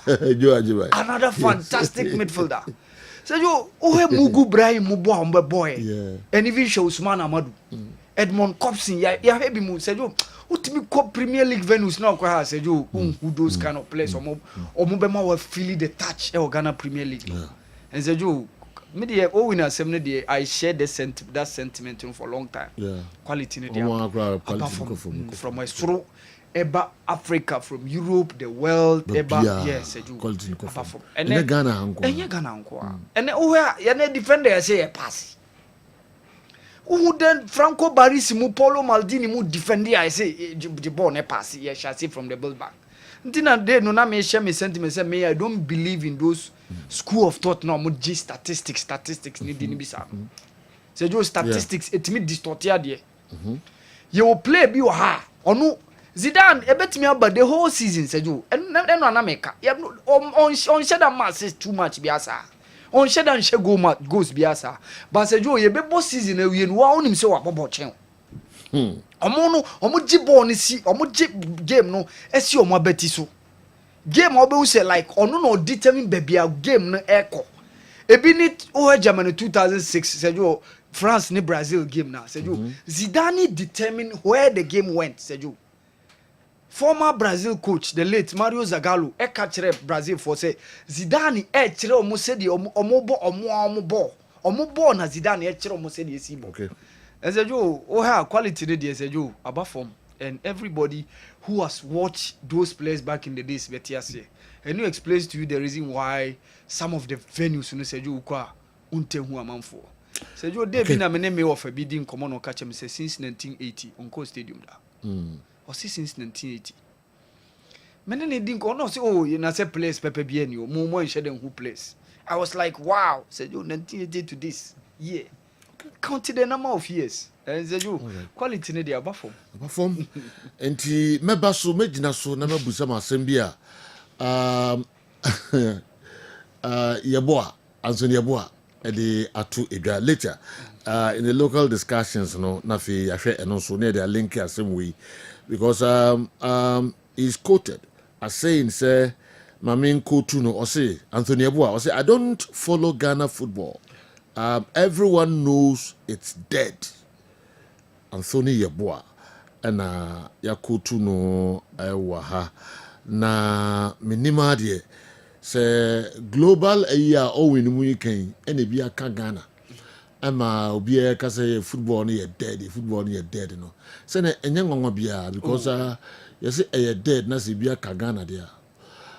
Say enye nwanwa bia sa o winu nyina ka say football no kofom players ane omo bia kofom ana say muntimi nchechire mu sa so a yekoba na enzo da ka local source no Anthony Yeboah coach no o say your football no dead na he doesn't watch your league no if it's a football in Ghana is dead. Anthony Yeboah. All right. Inti me mazu. Make it to heavy. Okay. Football are good global and same crowd teams se kobo FIFA Club World Cup. Anamwa. Yekobi. The BBI no 20. Oh, there we say me in Crawford Club. Ye fa say we are ball are good. Yes. And I am fan say class I won ye nyina ya bon. By year them say first beba. Inti Africa say Esperance Yekobi. Sundowns Yekobi. Ali Yekobi. Okay. Yes, one they can represent here. Under 20 World Cup, say countries from Africa be Kobe. Yeah, one the Kobe. Under 17, say countries equal say countries equal Africa countries equal Ghana Yakawana. Say they are content gra. You know, Olympic Games the last one that you call a Nyamo the new one. Same Crawford Yukobiana. Say 2025 you bubble AFCON and I am more AFCON. Ghana Yekobi. In all departments, I do. Okay. You'll be a liga, competitive liga. Your refugee the coronation. Your top refugee the coronation match. Yeah, bully. And Crawford match just a general secretary for Ven Casamontoaso Niantoaso. We need well-equipped experience and quality referees for games. Omu the coronation match. Near the referees are omu level nindru FIFA badges. No mumu need the crucial matches. Okay. All departments General, I disagree with Andy for saying Africa can do well in 2026 World Cup. That's why the Europeans and South American national teams decline in talent. Same way Africa has also declined because apart from Thomas Partey, none of the current Black Stars players will even make the bench of our 2006-2010 World Cup squad. Awa Mohammed, okay, if we Spain Boga for the first time in some 10 years, I'm saying that's about Tosumukakra. Na ye team no the Black Star players no you don't go omone 2010 for na ekwakobo no mo na ekwakobo. We are talking about the recent Spanish national team, Italy national team omunya coach. Okay, we are talking about the sharp decline of the German national team, the Belgium national team omu generation in Abafem, the Brazilian national team that struggles without Neymar, the England national team for 22 games they've lost first time to England. Those are the teams we're talking about. We are not talking about the Ghana squad as against the recent squad. No. And you want to be sure next year. All right. The before some about our honor, Yashe, the headlines, no crab, no damn, one ban, info transfer stories, crabby, and for Encaho, na Yanko, Yanim General, good morning. The biggest factor for the fall of Joao Felix is his agency. They didn't help him at all. They chose money before the player's future. He was wrong when he chose Atletico Madrid ahead of Manchester City and Barcelona from Benfica. Okusie and so Ediwe Atum Ede Amaye. No, Okusie. Yes, Uncle Baka. Okay. Did I wear it? Okusie. So wrong. So in a chance. Bye. Ako Barca. Ako AC Milan. Ako Chelsea. And so on. Okay. You players have to do. Omako failure baby, but they were able to revive their career. Okay. This is not giving it. Now transfers Kakrebi. Kakrebi, yes. Do you know? Enra nene na mfrema mu se Al Hilal for striker na mo pay o manya Vito Osimhen no enkobo bi akoso wa atire se United for mpanimfo ni bi na Osimhen akasa nti na ompese obekọ Hilal but no kokoda nchen a Hilal for are still in search of a striker na why na omo hwe no omo ekokwe abranti a ye frɛ no Benjamin Sesko from RB Leipzig, the Arsenal for a pen but Sergio Abrante na catch Hilal for say no or no opesot na Europe. Enti enkomo e kan say one Arsenal edi nkomo adru akiri e bibie e kire say hwe ensi a obeba Arsenal ababi sina kan eye kakran no ntoboase na omo twen. They just don't want to rush, but it is eminent that Abrante e friend Benjamin Sesko will join Arsenal. And no Sporting Lisbon for coach Ruud Borges and a co-interview and omo busan about jokers. And also on our vacation. In 20 min ka bibia am fa Branton whether he's moving or he stayed. But the onimne say a Branton is Sporting Lisbon player. United for say after Kunha Brian Buemo. After Brian Buemo it is a Branton your friend Jokers. Machiremu several times. Say sikasem other issues and certain players are omo person omo yi omo free wage bill ne so omo person omo yi free team ne so nti na omo finishes a Branton deal no but Genoa ni deal no a priority at the Manchester United. This season, if they are going for a striker there, it is obvious Gyökeres will be their number 9. Enra Rodrigo Edekotone IG say oh yeah happy. The training pictures ne baako make Rodrigo Guez of Real Madrid. No Edekotone IG say oh yeah happy. Na sem nyina ne say before season never be no or say out was certain game for Real Madrid. Celta Vigo, the Air Clasico, and Krakra Barca Clasico no Carlo Ancelotti de nebem and was say omo. Nyina say he's saying goodbye to Real Madrid. On the other hand, Esakoba say he feels the treatment of Omodema Vini and then Kylian Mbappe no onya sa treatment alongside Bellingham into not be fitted that same style. The next point any rule within the Real Madrid team. Enti ote se Chelsea epe no ote se Arsenal fo na di nkomo akọ akiri kwa de Manchester City nso sa bem se Abrante o de TVC omo pese omo fa no edeneko but say do after Javi Alonso by the first presser and omo busa na about Rodrigo no say he's a fantastic player into ono ne bedi nkomo na wa hwe so ono ne bekasa and say do ono ne twetwe nkomo no the training sessions omo ye rondo and omo depend so much in terms of passing, quick passing and high pressing. And a Real Madrid de Rodrigo say nkoma on Javi Alonso edi the role of the man team him ahead of the FIFA Club World Cup. Upon all these years I was spending winning multiple Champions League in Real Madrid. Only baby he is staying in Madrid.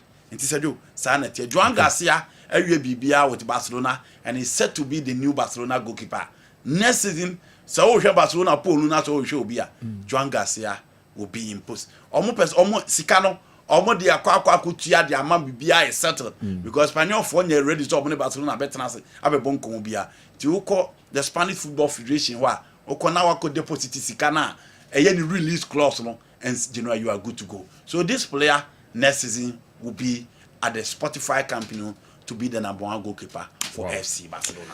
Okay, yankoyanim yakeka eba eye efie befa Africa ansana ya befie enso abedi enkomo awa Mohammed twame headlines ne kakra na fi yakoba ebebibi Africa stories no enso emu roll call no is on Sergio 3 countries ababeka 10 countries are qualified to World Cup no? Yeah. So Sergio yenya 13 out of 48 so aka 35 eno Ecuador qualify, Brazil qualify. Near me interest womb Australians who are Saudi Arabia by 2-1 and on so Ababeka the listeners. So say you Ukoba and of course Senegal game no. Say you interesting staffs from Tottenham Hotspur making a chase for Antoine Semenyo. Yes, say you say a group said the one team ahead of the next season. Say you Ukoba from Bournemouth to Tottenham. Yeah.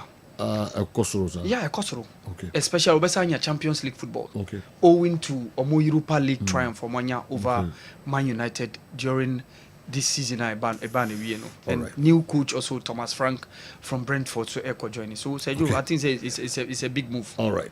What Owen said is more than true.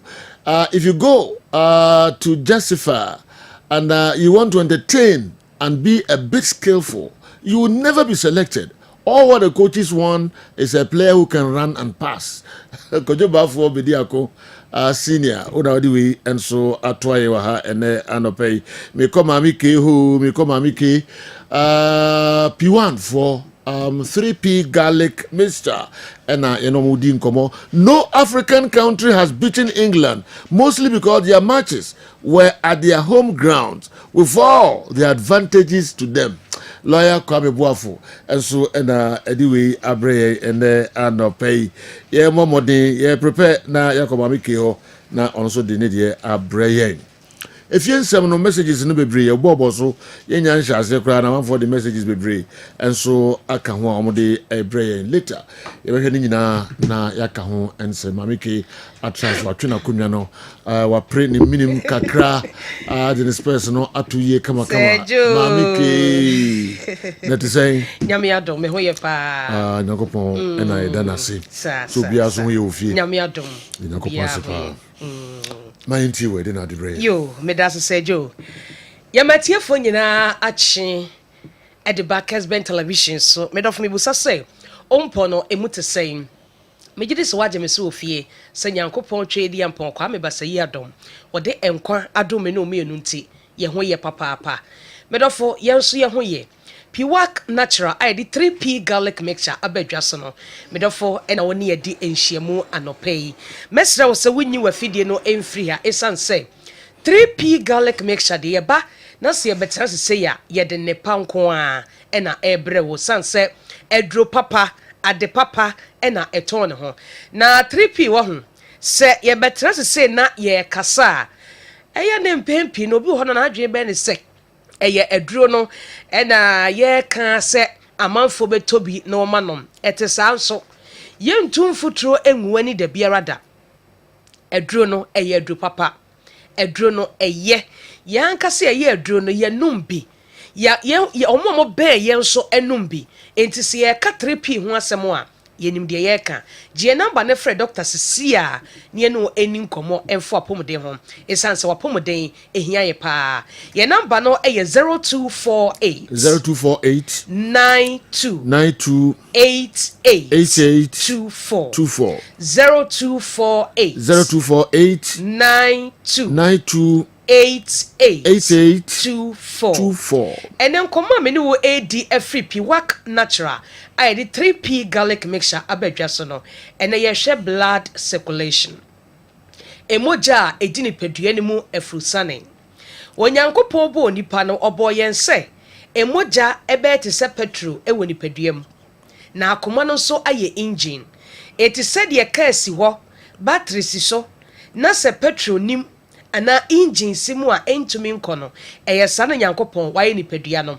eti sɛ nipadua ne wɔ hɔ na se wuni mogya sebio na ediwuo na ɛbrɛw se nipadua ne wɔ hɔ na sa akoma ne stoppe na ɛnyɛ adwuma a ediwuo na ɛbrɛw eti akoma ne mogya no ɛkɔbom ɛyɛ adwuma bom ɛnna boa ma me no mienu yɛtimi di akɔneaba yɛkɔ na yɛba eti se yɛka sɛ blood circulation a ɛyɛ mogya a ɛdi nipadua ne mu afurusane akoma no na ɛpɔmpi mogya no na acha ma nipadua ne nyinaa ɛnenam wontini mu na ɛkɔ na ɛba ebi kɔ wani so ebi kɔ wadwene mu wonam akwa ne baabi ade emogya ne bi ɛkɔ hɔ sɛnea ɛbɛyɛ a wobɛtumi anya ahoɔden ayɛ adwuma ɛwɔ sɛ woyɛ yareɛ no fo bia ɛnhawo na ɛnkɔfa tete ɛne kɔdaa na bia ɛmɛto so eti sɛ piwak natural yɛba se ya yɛtu mmara ne yɛkyerɛ si yɛkyerɛ wo nneɛma a wobɛyɛ a ɛbɛboa ama mogya adi wo afurusane yie eti yɛde ɛba a yɛkyerɛ wo sɛ wonom 3p garlic mixture ɛboa wo ɛma wo ntini mu da hɔ because ebia na emogya bia bɔto ahyɛ baabi ebia na sradeɛ bia kɔhyɛ baabi ebia na wo ntini no ebi mu ɛnna hɔ papa but wonom 3p no ebeyi wo ntini mu ɛbɛma mogya no adi afurusane ɛkɔ na aba sanse wo ntini no emu da hɔ eti mogya no akoma ne pɔmpi a etimi kɔyi adwuma a ɛwɔ sɛ ɛyɛ na aboa ama abre nyinaa no onipadua no wasipi esita enti yɛka blood circulation sɛ mogya edu mu afurusane afei yɛnhwɛ poor blood circulation ɛyɛ bra emogya eni mu afurusane yie ɛne medical bɔ so sɛ ebetumi akɔba sɛ sradeɛ bi ɛhyɛ wo ntini mu emogya bi abɔtoa ɛhyɛ wo ntini mu ana wo ntini no sebio efi bi akɔhyehyɛ baabi ɛba saa akoma ne pɔmpi mogya no a ɛbɛkɔ akɔpem saa sradeɛ no a ɛhyɛ tokrom hɔ no ɛbɛkɔ akɔpem saa mogya no a ɛhyɛ tokrom hɔ no enti die mogya no baabi a wɔsɛ kɔ no entumi nkɔ afei na akɔfa yareɛ enketenkete na di abrɛw afei enketenkete no na ɛkɔ na akɔyɛ akɛseɛ enti na wohia 3p garlic mixture onomu a emogya no mu bɛyɛ kama ebedi akɔneaba wontiri mu nso bɛda hɔ na mogya adi afurusane hwɛ wadidie yie wodidi yie no na onum 3p garlic mixture na ɛboa wo sɛnea ɛbɛyɛ abre nyinaa no onipadua no nneɛma ebetumi akɔ yie ɛde ama wo gye number na ɛfrɛ doctor ne no eni nkɔmɔ number no ɛyɛ 0248 92 88 24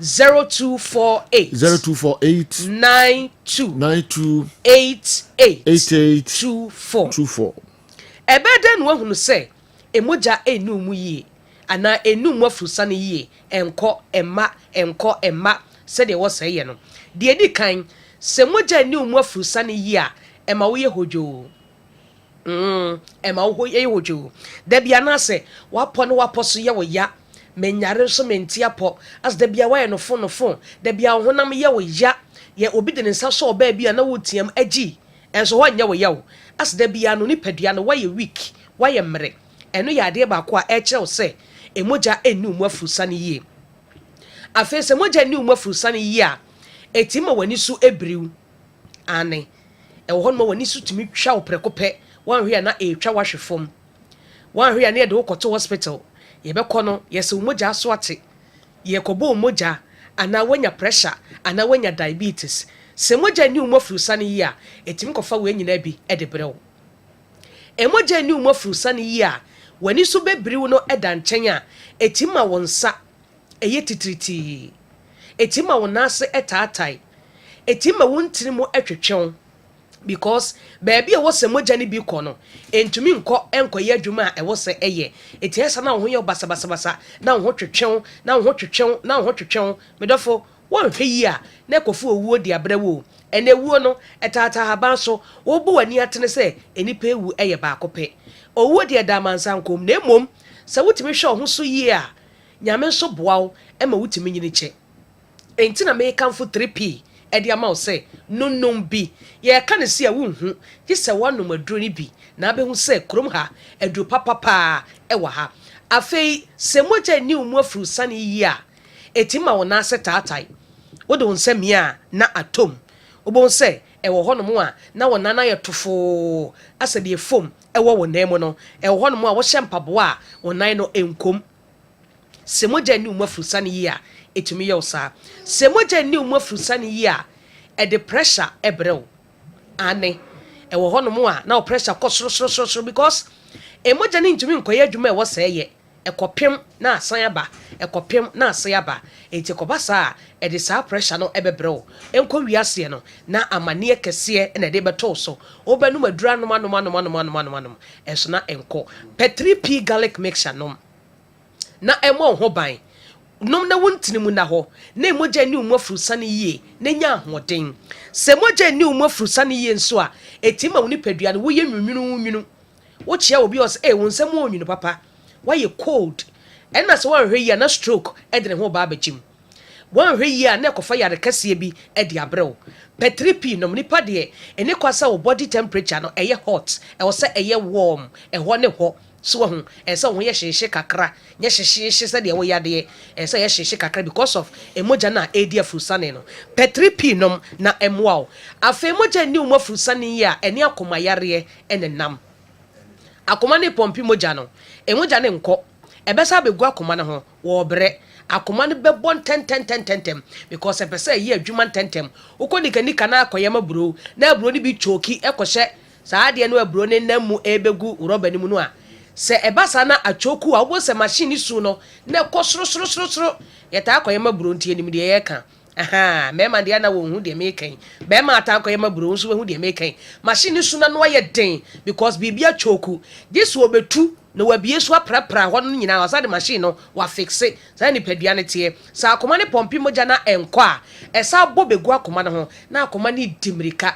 ɛna deɛ ne subiri nam no wobɛtwa ahwe yɛde bɛto hospital woahwɛ yi a na wansa amma pɛ 3p nom na ɛmmoa wo number no ɛyɛ 0248 92 88 24 hwɛ wadedeɛ yie ɔmmoa yɛ duberberebe a yɛ exercise na nom 3p afei wotena se cha so wetenetire wo mpom ɛbɛboa ma mogya de afusane afei nso so sɛ wo hɔ nom na sɛ wadidie nya didi yie yɛde akɔma twetwe no AC no Bowra Pharmacy Shop and Herbal Center BM Ubenya 3p garlic mixture ho fonko Albert Sam takrade AA Mensa Kofridia Gabson Pharmacy Mumuni Away Enterprise ewo wa ene cathedral ne dinhwe ne mu wo fa kwadwo Herbal Temale bebia electromat wona wo de bebia wo ewo Ghana ha bia Bowra Pharmacy ana Herbal Shop wo se wo pe 3p obeyi bi e dia ma number ne 0248 92 88 24 Yankopo ya doma 3p garlic mixture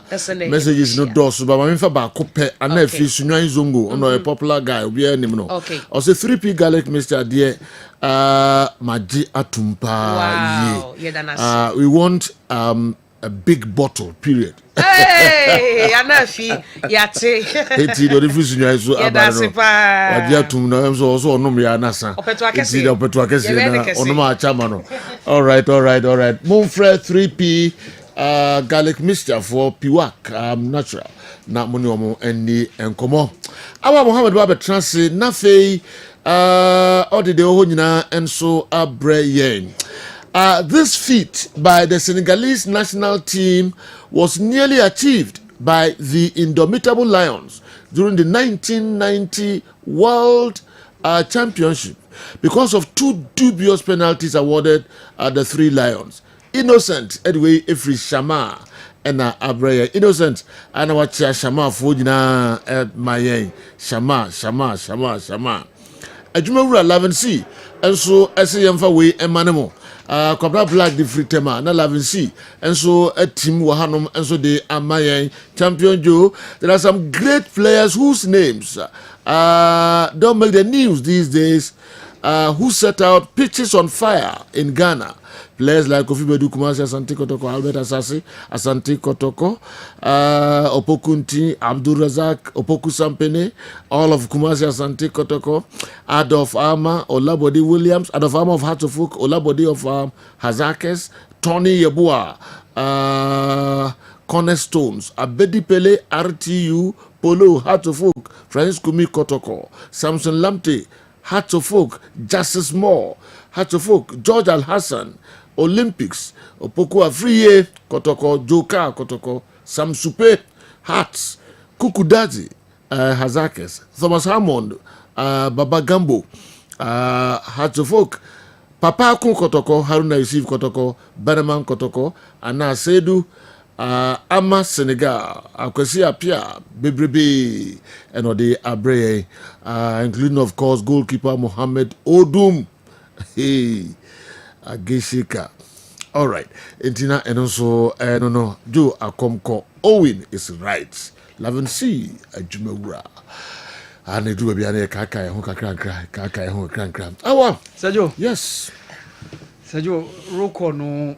Ashase na by September idie ye be hu continent ni bia mo definite numbers o mo de be call World Cup no e be hu numbers no 48 teams ene call World Cup no na some of the countries no e join na me bomb headlines me di kan ka say 13 countries are secure almost slot to 2026 FIFA World Cup.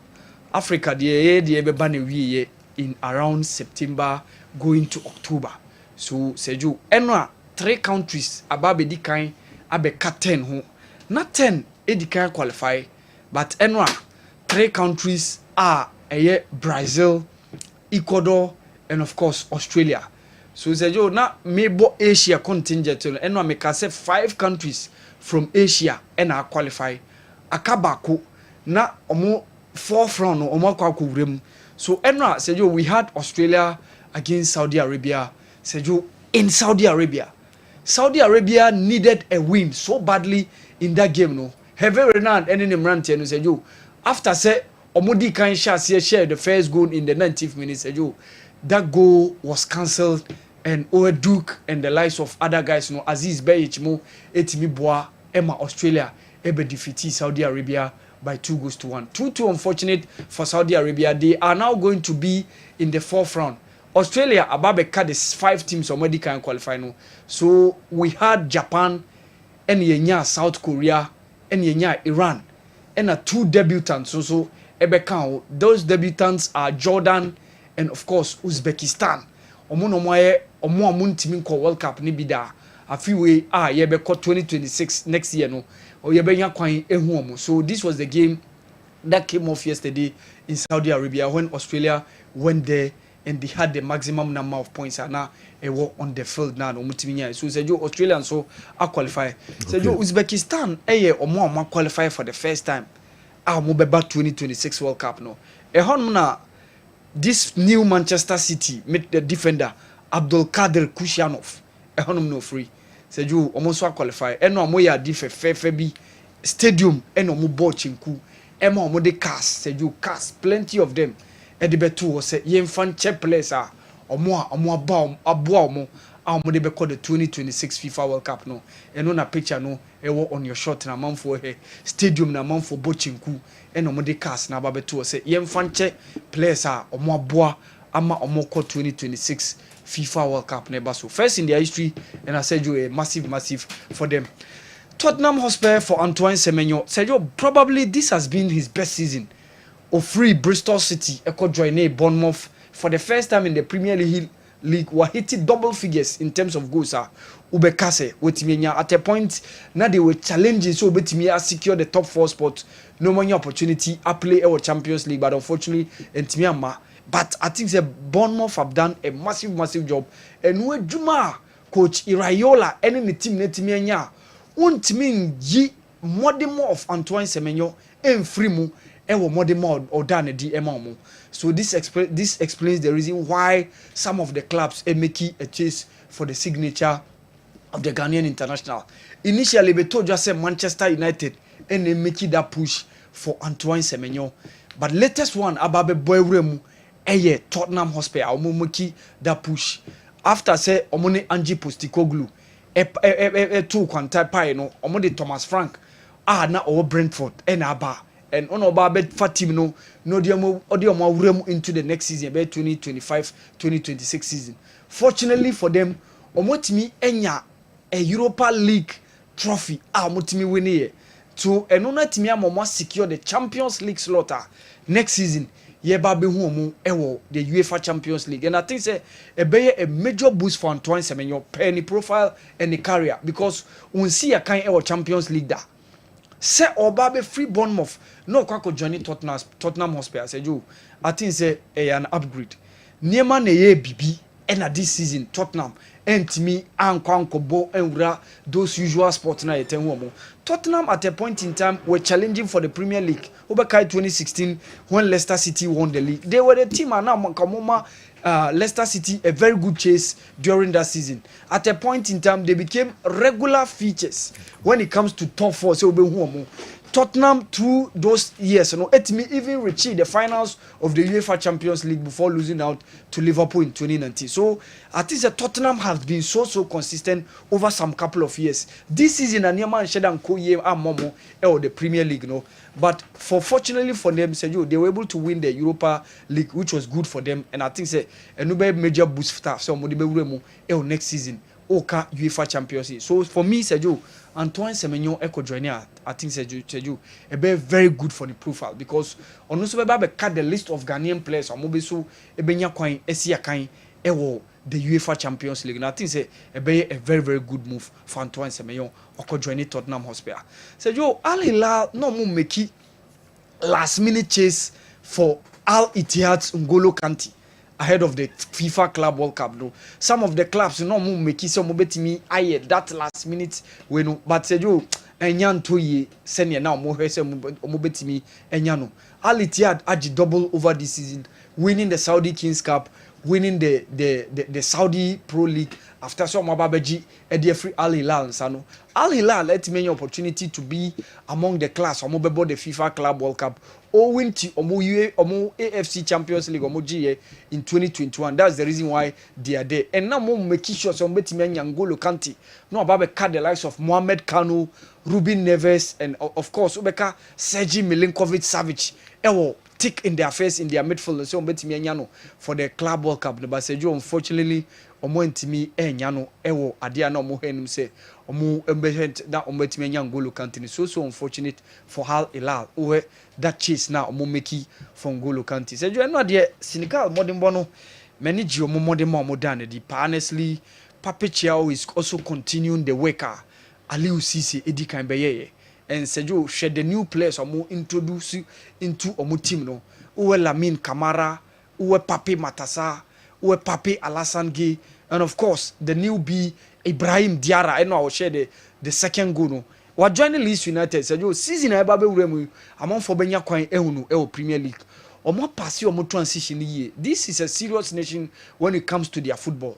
This was the nation that at a point in time they were under 17 champions, under 20 champions, CHAN champions, beach soccer AFCON champions, and of course AFCON champions. So omo ye niema be like this as you and sheda nyewawa. And honestly, say the Mutimi Ma England for 3 lines, a very good run for their money. The City grounds in Nottingham, say you and Yemi Mama, they did a massive job over there by beating England by 3-1. Say you. Okay. Yeah, the Akano and so Kahwamo, you Africa, in the Akani Nano, a Fisam Quam, and I did Bremo, Kessben TV, we a midfield action, no Pebia, the Bremo. Good morning, sir. I'm Daddy Boat, Abidjan, Ivory Coast. I want to know how many African clubs will participate in the FIFA Club World Cup. Asante Kotoko must improve the squad next season. Okay, Abidjan four African countries. Wydad Athletic Casablanca, WAC. Esperance. Yeah. Omonso Ebebubi. WAC from Morocco. Okay. Esperance from Tunisia. Al Ali from Egypt, and Sandals from South Africa. Okay. So 3 from North, 1 from the southern part of the continent. Okay. Meko Dr. Muzuho Abasisia na kwa Mickey at the local source no and so abetwaso amaye yen chekra Dr. Amuzu.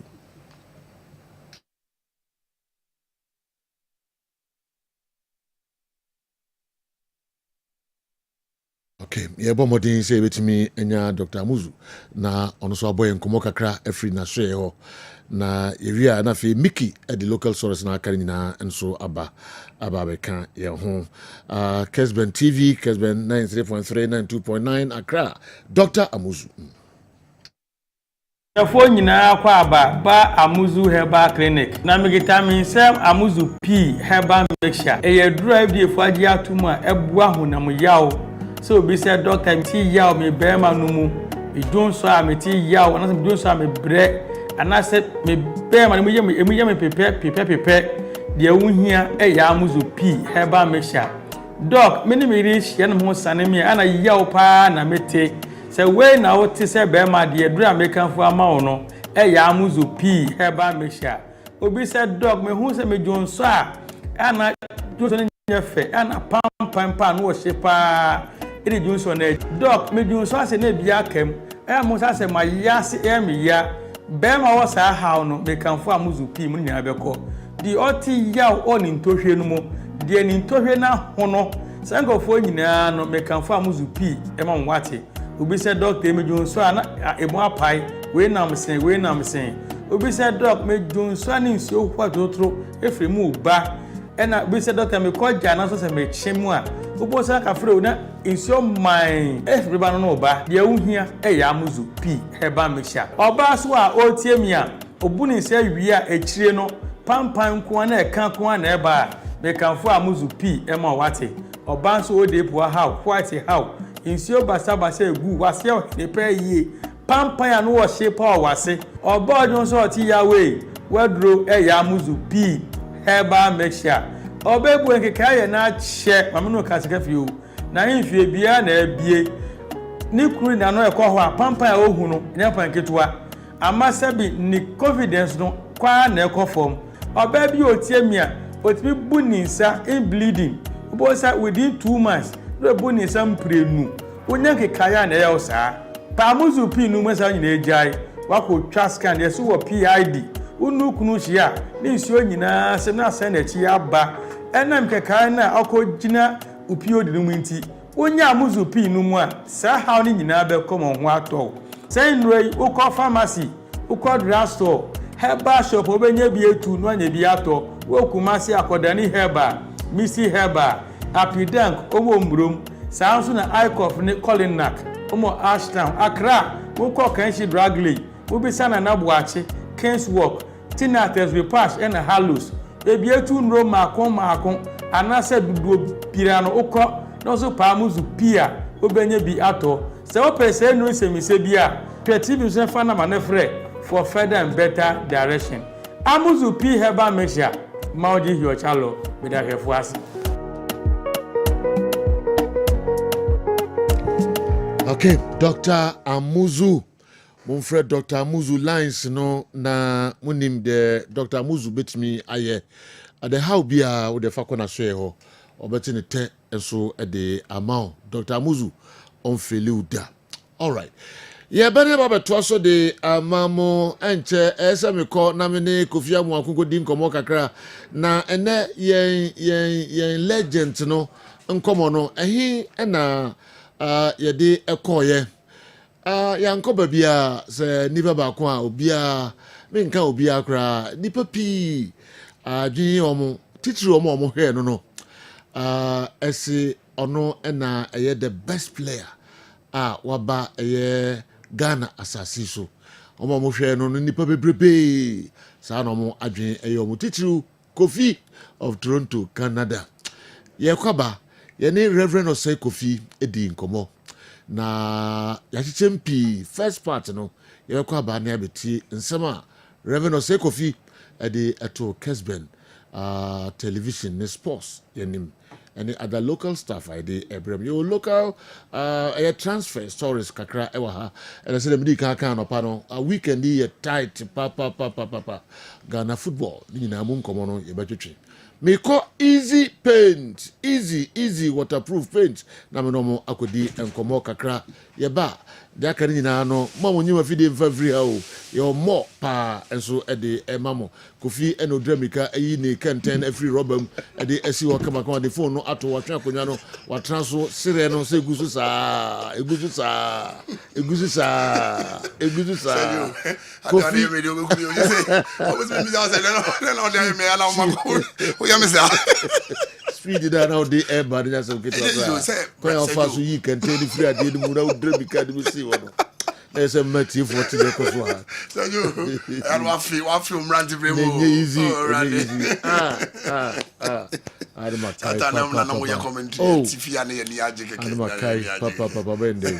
You were the film kakra. No creva za you. Kofi akwaba. Ye jam me brother. Seboko. Boni bi ani ba mi free. Nice one. Ye den check see good. Ye den check see ma wadofo na wati for mo what is biggest platform so.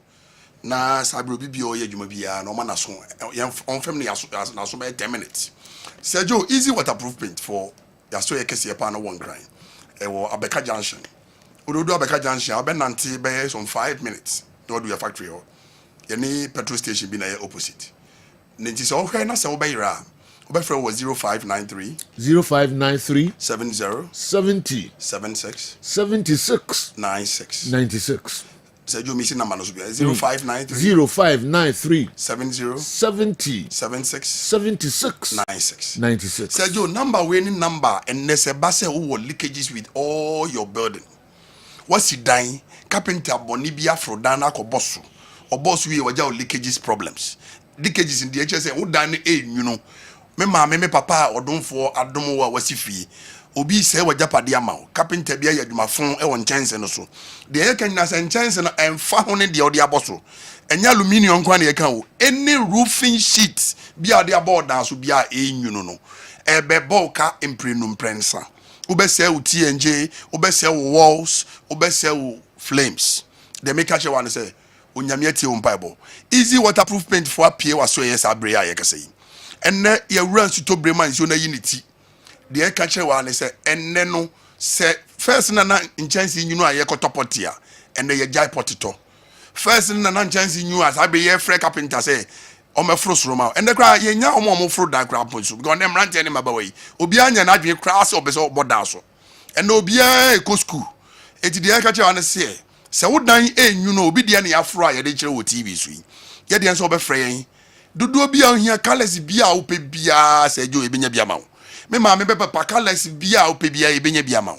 ye de ne say ye be fro dan no so ama wo ne ye go penti dan no so ama wo ye penti na edan no so e say adane nani edan no say ye fe obi won say what say si dan foforo na me nua be ma de o ka che na ne say e easy waterproof paint for so ye na buy na ha so na buy ye penti na ti saman ye penti onsroja onsro frama ye penti ye paint won so ye bag na ha more than 40-50 years any. But omo no munim ye painters a omunim ye dwuma me say omo di ye ho dance ye da biara ba beji painti no mo da be ye dwuma ma wo de onim say bi efra broche ne ba Ghana ha ya e ma obi anadaw e ma painter bi anadaw say paint we ni painter efra ma no ne ba nti we na ye de ye ba ye obi ani ho de ye painter ye dwuma obetimi aka kire me say de ye ka wo ha ye ntisa enti o hia me ha ana say o hia me office into the paint bre no abegini sika enra me sorry fee no papa be free touchimai or baba fat 10 buckets of the green colors out they kwakoye ni old project they make a one say and then no sika ho odin enti say wasi fie ana onana bia na papa bi na ewudi agyawa hweso yie e ma nchiri mba so ba o ma bedam edan say ya yapi enne sika ho odin wajapade egudam uni fie bia kan say wodan nyunu onfiu me de metimi aka kire one say forget about fiura no wona wo niam agudanum tutumrika sisi ya bra ya so ye tutumrika bra ya so ye sisi ya na frɛ o frɛ no no more ma the nearby says outlet your office is ne bemben bebre etu frɛ head officer o mo abesa the number na ma wo no ma kire obabi kura benya bi no ma kire say na bo no kura tie de make a kire one say 0593 na frɛ 707696 and now one idea the oya ne say o faka no akọ head office ujina ship house anim ho no one 90 by 5 minutes when I want to mean Nancy, our friend, I remember be about the share or shapers anymore. No one saw on side work of factory.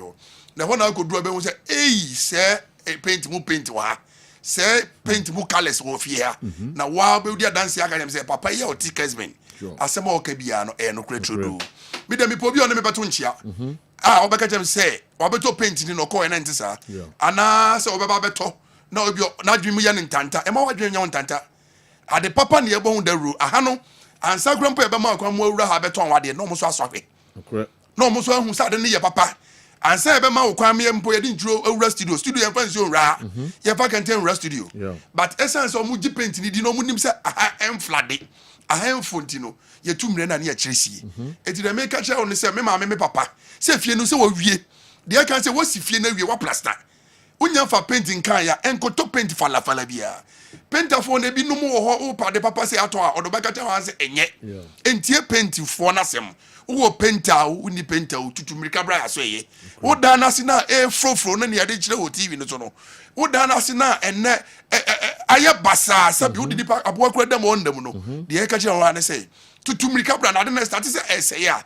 e bonka ya start free form na nonum kakra say jo na fro basro na e be say flames no de ka kire ho na say sa bia ye ho no e bia anwa na de ya plastering na clay wom anan po asase no ba bia koto na nsuo ho de me ka kire ho na say nsuo ho nsuo ni ho yetimi di penti bare floor ma de ye wo de ne say obe frɛ wo yare no wan ko hospital wo yare na ne doctor bia ankasa obi ehu de how saa so na wo fie ho no say enema ekoso enye leakages problems ba nsuo badan num sebi wan no person dadan nsuo bam wo be den wada nikum sebi ende wan no person dadan ase nyina efrofro wes bokas fie e be madan na say dia wala na mi adom so ya tete so ebo no de gina na de yentum one city yam person obi ba dada unti ne ya na de factory na manama o yam person obesi adum ho obi be so nsa so ebi ni ebeje enti no de adefun bi na ma no wo frɛ was 0593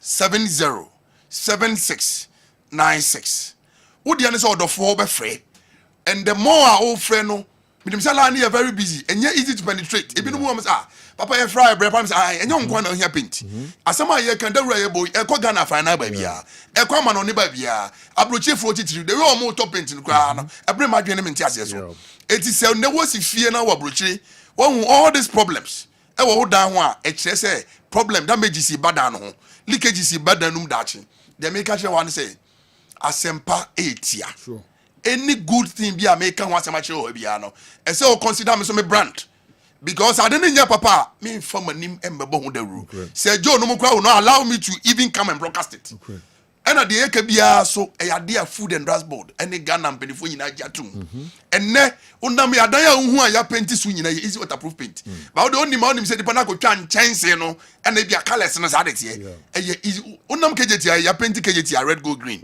ubi sa won say dey nti na besi na enfedi ye easy waterproof paint eti the make sure one say and no person ofie ye fe o person nipa tunyum frɛ o person nipa ka say efie dey fa easy waterproof paint obi be gina down ho no twa mfoni a na anya na tade ma eso hu say easy waterproof paint ya dey say nsuo to a ye painti wada ne nya ye painti because ejo ye painti ya nsuo to ya e be horako ye pen na ye wo Ghana ha ye timi di ensesi ye bo twintwan eso original wo ka say ye painti na timi si kenten mu kenten ya nwen ade ya nwen so de sabi ntokro wom ya papa no so bu be to ho ma ye nyini ye be to ye kenten ni so nya fa nkonsuo but say jo easy waterproof paint father Roma me ba na ma yi me kenten na wo ka say ma ye free poly no na me ya dia konsuo ya di o paint ani mpai ani enwa ba kokra nwida eti me de mi so e be guma kire Ghana man ni asanteman ma mo fie na mo hwe no na maka kire mu nua no mo si fie mo si o mu wieye paint nya paint expire mo metobi ennani ekina ya sa wa ma na bia na beba na o kala o hwe kra bia na no asa sejo omuntu tumirika na nenu nsuo na afi nsuo betopa sejo nsuo na me di gum yo me pacho so unhu se bia sofom debi correct because e bi sofom a asembe to me yo defia ifidie eni nkane egudem ha na enye easy sejo na me dane kenten na me nsa enenam yi ebi no se me ye nyankomade na me ye na ha enya kombi na me kom ba isa se ndie no ska ho odi nipa wo ya de bi on peso mu hu se ya mpa no kenten ni sejo ene mama sui yes ensuo ba kokra so form ana sejo thank you very much eta dance die no eno nie mo ba Ghana ha ya ye paint no obia no o ton paint TV so wireless so say ono the paint missing contain this is easy waterproof paint ye pese bibia ye easy money power problem and the one you scan was if ya na wo paint ya and say ya de bia e den ma wo paint papa and ye bo ho de rachel no ye the paint fie nyina me de me say that na enyunu o say enyunu e prevention is better than cure and ma wa japade na wa si no and say and sakra wa ba beto paint bi ye wo boys a wo metimi aba be paint ama wo uni painter wo painter wo fa ne bra asama ye kan no wo de ne ba ye be educate ni sejo o tie ye mra so no ko dis we pepe no an no eti sejo me sorry the me catch Ghana mine asante mine say we are in the peak of the rains odofo me nkasapi frey 0593 so 0593 70 76 96 sejo amano ne phone the air +233 okay code no mo de bedi kan no mo 593 70 76 okay 96 all right Sergio frame easy waterproof painter mejo so no more leakages in all your building simple bagie Kahu. Easy waterproof paint. And Kofi Amwako ede ho nkomode abreye no. Kahu na nsuo na etono wanhwe na edi unya. Kahu na pebi eto leakages ahodo nyina. Odan no enwunu biom colors ni nyina bi enso omo ewo rainbow colors no. Omo ni nyina nti wotwa na wa kire color ope na omo de amount promo no so ekoso easy waterproof paint na tobie say don't want to so who na a free after promo no ebesan go back to the normal price no. All right, yeah, twaso de amamko Mickey eba me trust no the local source no abreye. I watched the Senegalese team against England and the Senegalese team was very fantastic and well organized with a local coach. Their performance shows that quality players are integral to good team performance. Well done to the Senegal team and players for that significant achievement. Dr. Moses Agawina Amanya, senior lecturer, De Montfort University, UK, Unaudiwe, and so Abreye. Bigidi pass school no Ghana for na ewom bebre echelmo and so pa na ko school abuchi. Hwemanim de say sabi kwa bi un me refua. Yeah. Aye. There. Oh, I say, Kobe Kitwa nana. Okay, we'll try nam. Kitten no. Aye. Oh, ni Kobe ni Kitwa refua. At least who idea say nam. Imagine so ko kan bi. Madam say ko wan enko e. Refua. First and never papa. First and never papa. You know the season. Ehia for nam papa. Refua. Sure. Aprema for no one. No, never. Aprema for no. Never. Refua. Enyo nko na trampo. Obi dey dey refua. No, trampo no. Ko school e fancy pem. Me trampo no. Refua the cheap side obi atimi kotobi. Sa for papa. Now go stadium. Ko na unyeska vanton nam papa e na o pe refua. Na stadium go stadium omo mote Unipol Chini Center line nyom na ya prima for. You are tough. Okay. Kwa Vicky yentrasi na okra wo school wo nya time kra kompo anu kokoto. Refo Marima. Ye ko twutwu yi, ye ko twu no. What should be that? Oh, that ba ya o tu ya wo. Me dada ba. Oh, that ba. No, bitim ma me ne. Na what open? Omuti e wo. Oh, what open? Odo ahwerifo nyina. Oh, dear. E wa san. Oh, dear. Ene ne ma me na ka che. Omo ye no di echire. Yeah, why did? Me ma ya for mana bada. All right, Eversia na fi. Yentoa so kwame. Fam kakra ma me na fi. Refua ya. Refua. Now see we can make a day. Huh? Any amane na period na ba okay. Oh, yes. Last me make a day. Me refua me kai pa. Oh, no mkaze bi abo bi otimwe mana se bi. Kenneth. Oda woncha. This is how the goalkeeper move. Oda woncha wo betumi akasa. Oda woncha. Okay. Yehim kakra. What the Ghana Football Association the Congress Day Abba.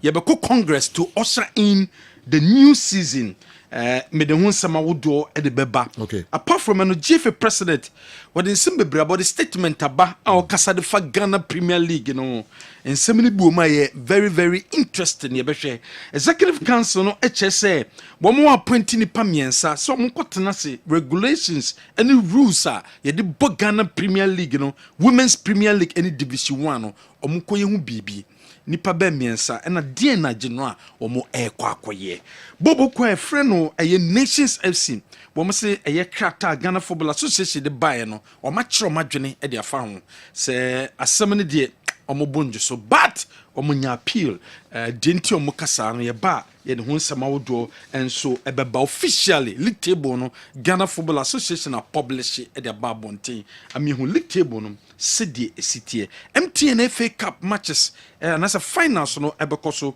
yɛbɛwuram Kumasi Asante Kotoko otumfoɔ ama wɔn sika so wɔn fanya recruitment yɛbɛwuram ne players ahodoɔ a wɔn ayɛ wɔn agye sɛ wɔn ɛɛpɛ Coach Zito de nsɛm ahodoɔ de ato gya fa FA Cup no ho ne other stories ɛwɔ akɔtɔkɔ otu anamɔ ɛde wɔn ani akyerɛ amanɔne South Africa other stories wɔ ha yɛde ne nyinaa ɛbɛba. Okay yɛn fam kakra yi. DSTV ni GCB ni ɔmo ka ho nyinaa no fɔm kɔmɔ kakra ɛto edwa na yɛntoa so MTN everywhere you go. Yes.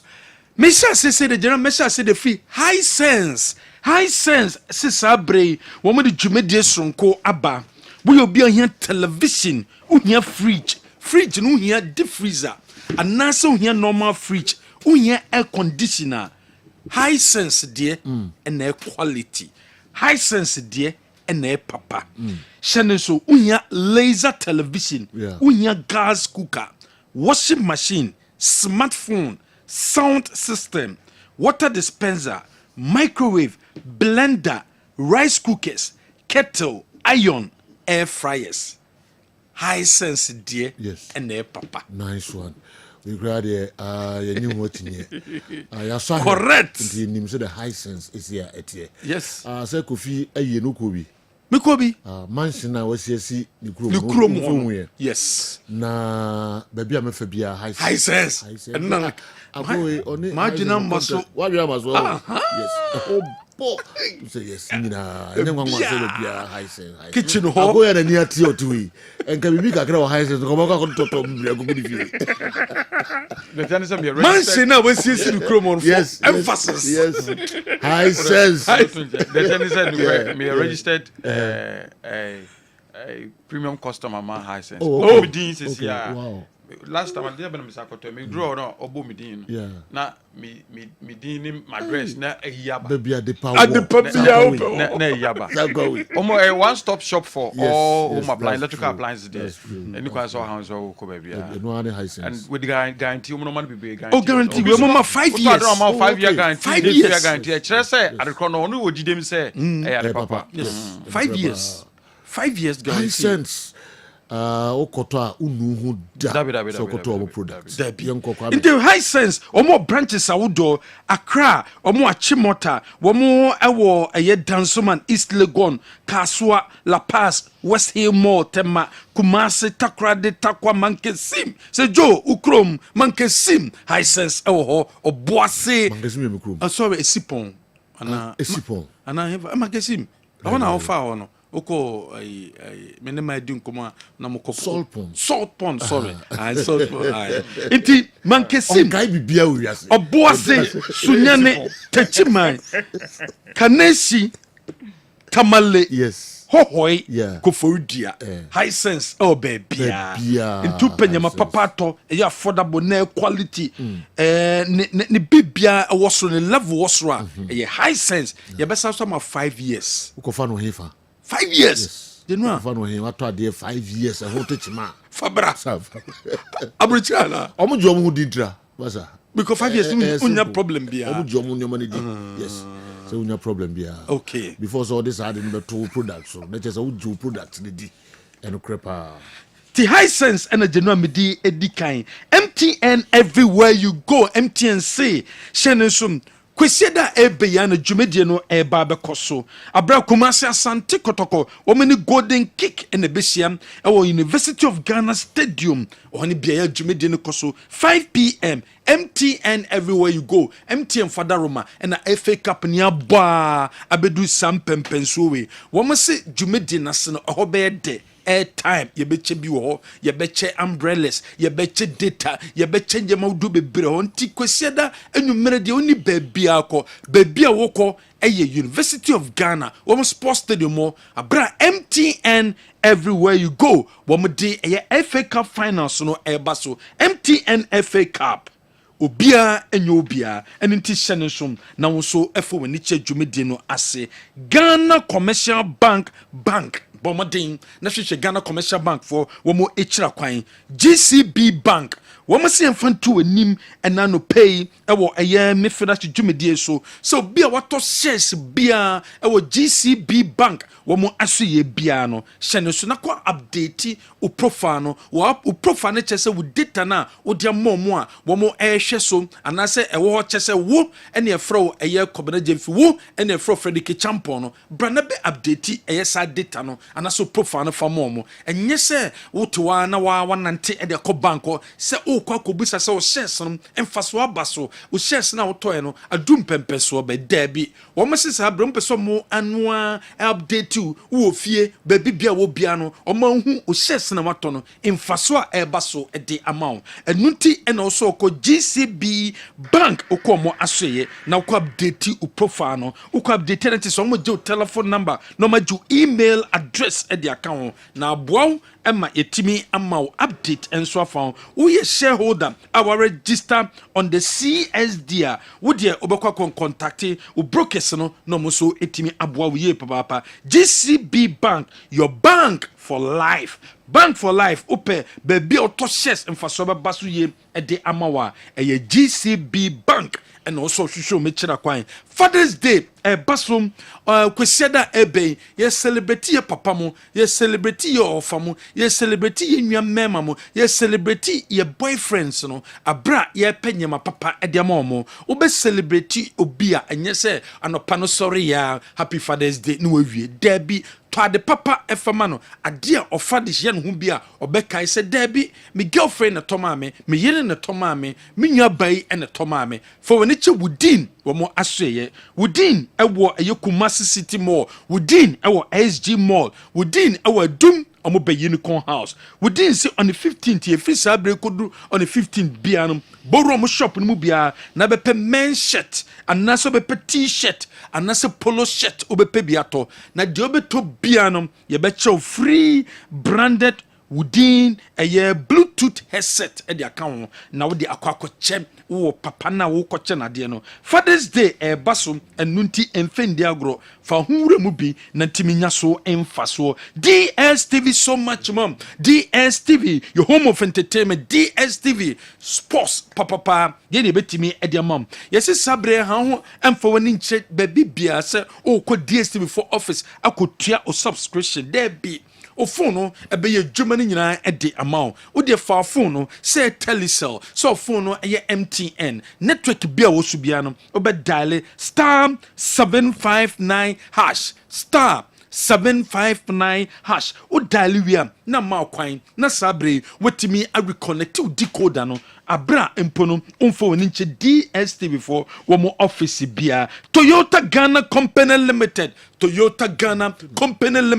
wo mo say yemfantu enim senesom se eye Toyota Starlet no e wo dwaso wo de ni che Toyota Ghana Company Limited a wo mo showroom no Toyota Starlet ni siwo color ben na pe ope red anasa ope white anasa ope black color bia pe bia no ebi wo ho ye design fefefe e de amount se kai utenemu a o comfort ehu hiayen kai ne stability e wo soro ne kai ni fuel consumption e wo form kai uyisu a wo bonse uyisu ka papa enye ka 2 minutes bia na wo ni kire eye fitemu dabi o kai kura no to via ye ma guarantee abra wo betimi de ba ya so eye Toyota Ghana Company Limited near service car no ɛde ama wo leg room mutere mu a ɛnyɛ sɛ wotike mu a na wayɛ ho sɛ wokotodwe ho kyerɛw daabi kɔpɛ Toyota Ghana Company Limited ɔmo kyerɛ kwan Kumase wɔmo ɛbɛn KMA office no Kumase uduru hɔ a wobɛhu yɛn ɛwɔ hɔ na afei wɔbɛpɛ ɛyɛ kan ne bi ɛnso atɔ na wo nso atumi akɔ using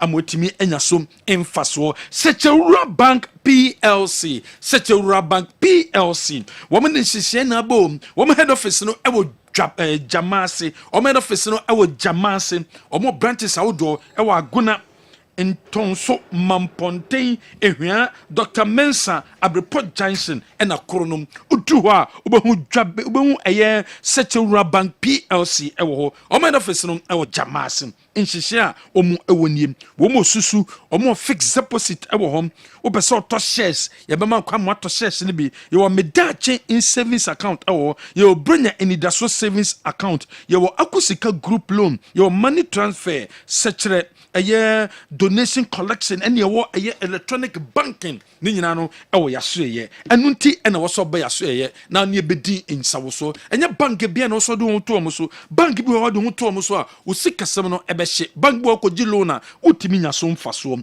ye number ne 0202 077 218 0202 077 218 your fast track at home fast track ni say we a businesswoman onyama ni fiama no ne ba eba o pesika kwa koyi onyama no a container na ban could demorage bomode na hwehwe kira kwan na yemma eye fast track ni bi na fa koyi container na ton ni ama flexible payment obetie sika no e de ama ye wo sechere susu ewo ho sechere susu no so obetu susu ni kakra enye se wo to kodu 100,000 bi ana se 10,000 bi ansa ni ama loan wo to kakra bi hwe se do si to na yetimi ma loan within 24 hours na wo sa aka loan your akusika group loan and so group members me 3 to 6 musumutimi nya so emfaso and your war and sa collection and so oyie no wo ye no ye ba be jinsa abode na amaw na afei ye de akoto ama na watimi enya so mfaso ene to correct Sechewura Bank PLC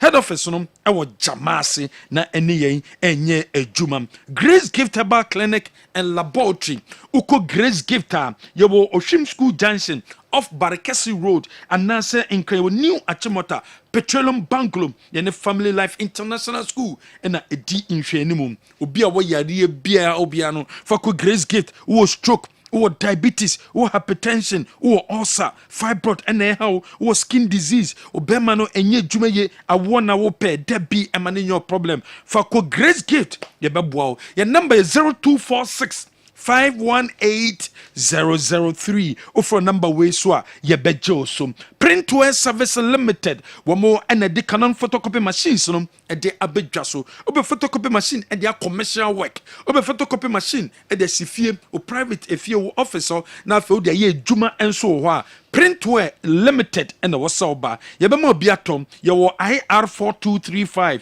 your IR400 home, you will see 5235, you will see 5535, and so away say, Opetona, Ope part of a year, and also a part in be Ope transfer papers for t-shirt printing, baby no so called Printwear Service Limited. You were doom, you be Asida House, you were doom, you be Trinity House, you sound so our stadium, you near a mass school gate, ena edi nhwe ni mu Dwabewura Bank PLC Dwabewura Bank PLC ko Dwabewura Bank PLC wo maseye wo mo ahotoso loan scheme no ewo yaseye eno chese ye bema wo ho atimi atowie papapa enu nti ena wo so oba ahotoso chese ye bema 3 to 6 months o deposit na be between 3 to 6 months infaso baba sikane so e dia mawo obeso to shares ana shares ne dia ye mawo kwan ama ba ne be negotiations na yetimi ama interest a ebeboa e fa hu eni sika wo de ba wo de 100,000 but we negotiations me 100,000 me per 10% me 15% eno be negotiations ya mo interest a wano we ni beje home sanso ena ope loan na within 24 hours on sabetimi aka loan savings account current account Dutch investment account shares fixed deposit money transfer Dwabewura Bank PLC your number is 0271 409340 offer number we so ye beje so Ba Herbal Hospital uko Ba Herbal Hospital dompeni kasemo juma na ba eye wo spinal cord problem wo eye wo arm no atofa ho anaso finger na ko baby emu ye wo ya wo arthritis debi usisi na ye wo ya dompe ene kasemu how de eye ba echamfo ba ene betima solve problem no e de amount apart from say yes solve dompe mu problem a ye no ye ntwi o ye de haban na bechichire so ama dompe no etima case eni ande amount no obi a wo stroke na wo gonorrhea na wo any kind of disease bit say diabetes ekrobi na ton nine enkoda for Niche Ba Herbal Hospital. Your number is 0244-988-004. Or for a number way so ya bejo so. Heba so cream a cream a bema na using bema ni obeshim ebantem bema ni obeshim untimi embo jumeya. Kope baso cream ni chira kwan. Na we so baso cream ni bia ebeboa ema ni obeshim a enijie no ewie payom ede amount. Wo ba de unini hye wo so timi satisfy no na nyematimi konkan ede amount. Any drugstore any chemical shop bi abeko bia no obenya eye heba so cream ni bia to. Your number is 0244-750-510. The only general. All right. Kwame Mickey yemfa NC na yentwa so enche. Who the local stories ne pi and so betwa so e de amayen we midfield action Kessben television. Will Abofo Kotano be relegated? I hope it's a no, because Legon cities will come to Zone 1B. Because why All Stars, why is their origin? And to go by this, I think Bofokwa will still play in Division 1. Ose Asua Eyiri Pebre.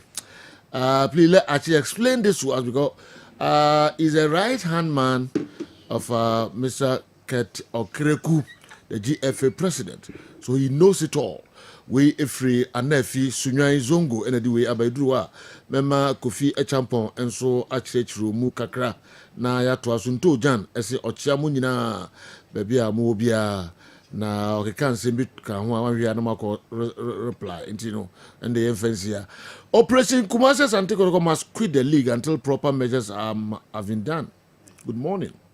So Kumasi Santikoro is busily signing players to play the next league. It's because of Africa. If Asante Kotoko and Hatchofok will listen to me, they should boycott the league till they get back their respect as a giant of Ghana football. They shouldn't participate in a league with no sponsorship, full of corruption, violence. Now a supporter can go to the stadium with weapons, guns and knives. I think the king should concentrate on Adakojachi projects and not buy players for the Ghana Premier League. I want fans to join me, demonstrate against the Napinkra and its management if they decide to play the next league. Still, justice for Pole, Tommy, G-Tech, Accra, and so Apejawe, Atum, Ede, Breyen. All right. Kofi Toronto, my deepest condolences to the family of Vision FC and Ghana football in general for the sudden and untimely demise of their centre-back. May Allah, the Almighty God, give him good place to rest. Kofi Toronto, Canada, and so abre. Yababa beshe a local source na kwa mike de bebre no. But my yanko or say Kofi Reverend or say Kofi Akachi, ya the cameras no kon ho ewo enkrai. Ne no kodi nkomo kakra. Muma yinti kakra na yansan emeto aso Vincent na ejina Kessben na name ni Reverend Dinkomo. Yeah, and yenya Reverend Osai Kofi and so ewa haseya yena no eba be Dinkomo or a legend agrono onimu ye pa yena no eba be Dinkomo na yahwe hawa yebetumi aboa ama Ghana football and so etumi ejina nine so Reverend na makwaba yeah anua jomo ya ba na misro because hey Ghana if you miss the ball, don't miss the match. And Ronaldo and Messi, no one in them way. In those days, tackling from behind is no card. Yeah, ma, and your card, and your bibia. And the what's happening, Mamma Toguso? A football. I don't think I can come more board and just obey a football administrator. Because who be at your office is so true. Sending some mobile. What if you can say that? nti nneɛma bi wɔ hɔ a yɛana yɛn yɛnnim who a footballer sɛ nti na naano na mebisa sɛ a legend what is the meaning ɛwɔ Ghana ha ɛna aburokyire nso a legend what is the meaning but aborɔfo te legend no ase kyɛn yɛ nyadeɛ nkae yɛkɔ Spain yɛi embassy gye sɛ wobook appointment mɔmma appointment ansa na wobɛtumi akɔgye visa but lawyer bin also said a legend no yɛmbook appointment yɛnkɔ wonti ɛduru hɔ Ghanafoɔ a ɛwɔ office hɔ no mu no sɛ a legend na ha ɛne ɛso yɛkɔ Spain a na nso mabook up ɔne ɛsɛ daabi ɔ sɛ ɔmu nyina hɔ ɛna wokɔbɔɔ head na ɔwɔ Spanish embassy hɔ na amanneɛ sɛ a Ghanaian legend to be kɔ Spain na ɔbɛpɛ visa ɛhɔ a saa na aberewa no akɔ Google 1962 yɛne Real Madrid ɔbaeɛ Kofi, can I have a picture with you? And I'm the lawyer. Asɛm a ɔkae no aba mu o buroni baa no sɛ ɔpamkyɛ ɔbɛtwa ɔne mbɛtwa foto agya sɛ yɛnya bisa no ano no ampa a ne yɛde ɛnya bisa no a yɛde kɔbaa nti obisa sɛ ɔsɛ Kofi ne hwan a menkɔla bɛ mefi Kɔfoɔ dua me papa ne ɛfiri Tafo na mewie school nso so no mekɔ Tɛma me papa hɔ ɛhɔ na mekɔnya buroni a ɔde me kɔ Agonos nso yɛntimi qualify for Division 1 nti no ɔma mekɔ Accra House of Folks in 1960 nti house nso so nyame nhyɛ adeɛ mekɔto Agrefin ɛwɔ hɔ na team a na house kura no bɛtumi aka sɛ ɛnɛ Black Star yi ahoɔden ɛnɛ Black Star foɔ ntimi saa House of Folks at that time in 1960 nti 1960 nyame anim ne house yɛne yɛgye league no National League 1961 mu no me papa ɔware kuroboni baabi ne yɛne ne wɔtɛma hɔ na mmɔade a na ɔde yɛ papa ne m'ani nye ho ɔkɔtɔn abeti a deɛ ɛbɛka no na ɔde brɛ me papa but ne m'ani nye ho nti house yɛgye league 1961 me wɔ club house wɔ colleague no ana papa baeɛ sɛ maame no ɔkɔgyaa no but ɔka me sɛ bii ka adu sɛ ɔyɛ kɔtɔkɔ petrol car na court sɛ wɔmɛtua 30 pounds na me sɛ bii ka sɛ mɛkɔ kɔtɔkɔ deɛ ɔbɛtua sika no ama me papa me so mepɛ sɛ me papa bɛgyae maame no mistake a meyɛ ba maamɔ house fo ama neɛ anka wɔmbɛtua 30 pounds nti metie me papa asɛm nti anadwo no a na mpaake me nneɛma mekɔ ɛfi house mankra obiara koraa sɛ yɛyɛ amateur sɛ yɛnyɛ professionals nti no contract nothing nti mefi house ɛkɔkɔtɔkɔ kaprɛ koraa manya me papa na ɛkɔgyaa ne yere ɛna ɔnya 30 pounds a yɛde kɔkɔ siesie asɛm no mu afei ama adeɛ kyeɛ na mewɔ Kumase nti mesene akɔleke koraa a wafiri mu a yɛnyɛ na yie I'm say ɔmo no na ɛyɛ underground work sɛ meba menyɛ bi abɔ nti memɔmɔde ma me sɛ the late mfu mu na meka no asɛm nti mekɔduru Kumase ɛne nyame anim ne ɔmo gye me awaawa atu paa na kasa ne ne yɛ mu the last white coach a Black Star ɛnyaa no 1960-61 na yɛ coach Emba na ne contract a expire nti 62 mekɔ kɔtɔkɔ no na kɔtɔkɔfoɔ nso afa no as a coach nti mene ne kɔhyia a ɛwɔ Kumase na yɛkɔɛ no na saa time no the late James Agye na ɛkɔhyi kɔtɔkɔ na deɛ na ɛmwawa sɛ wo James woyɛ dribbler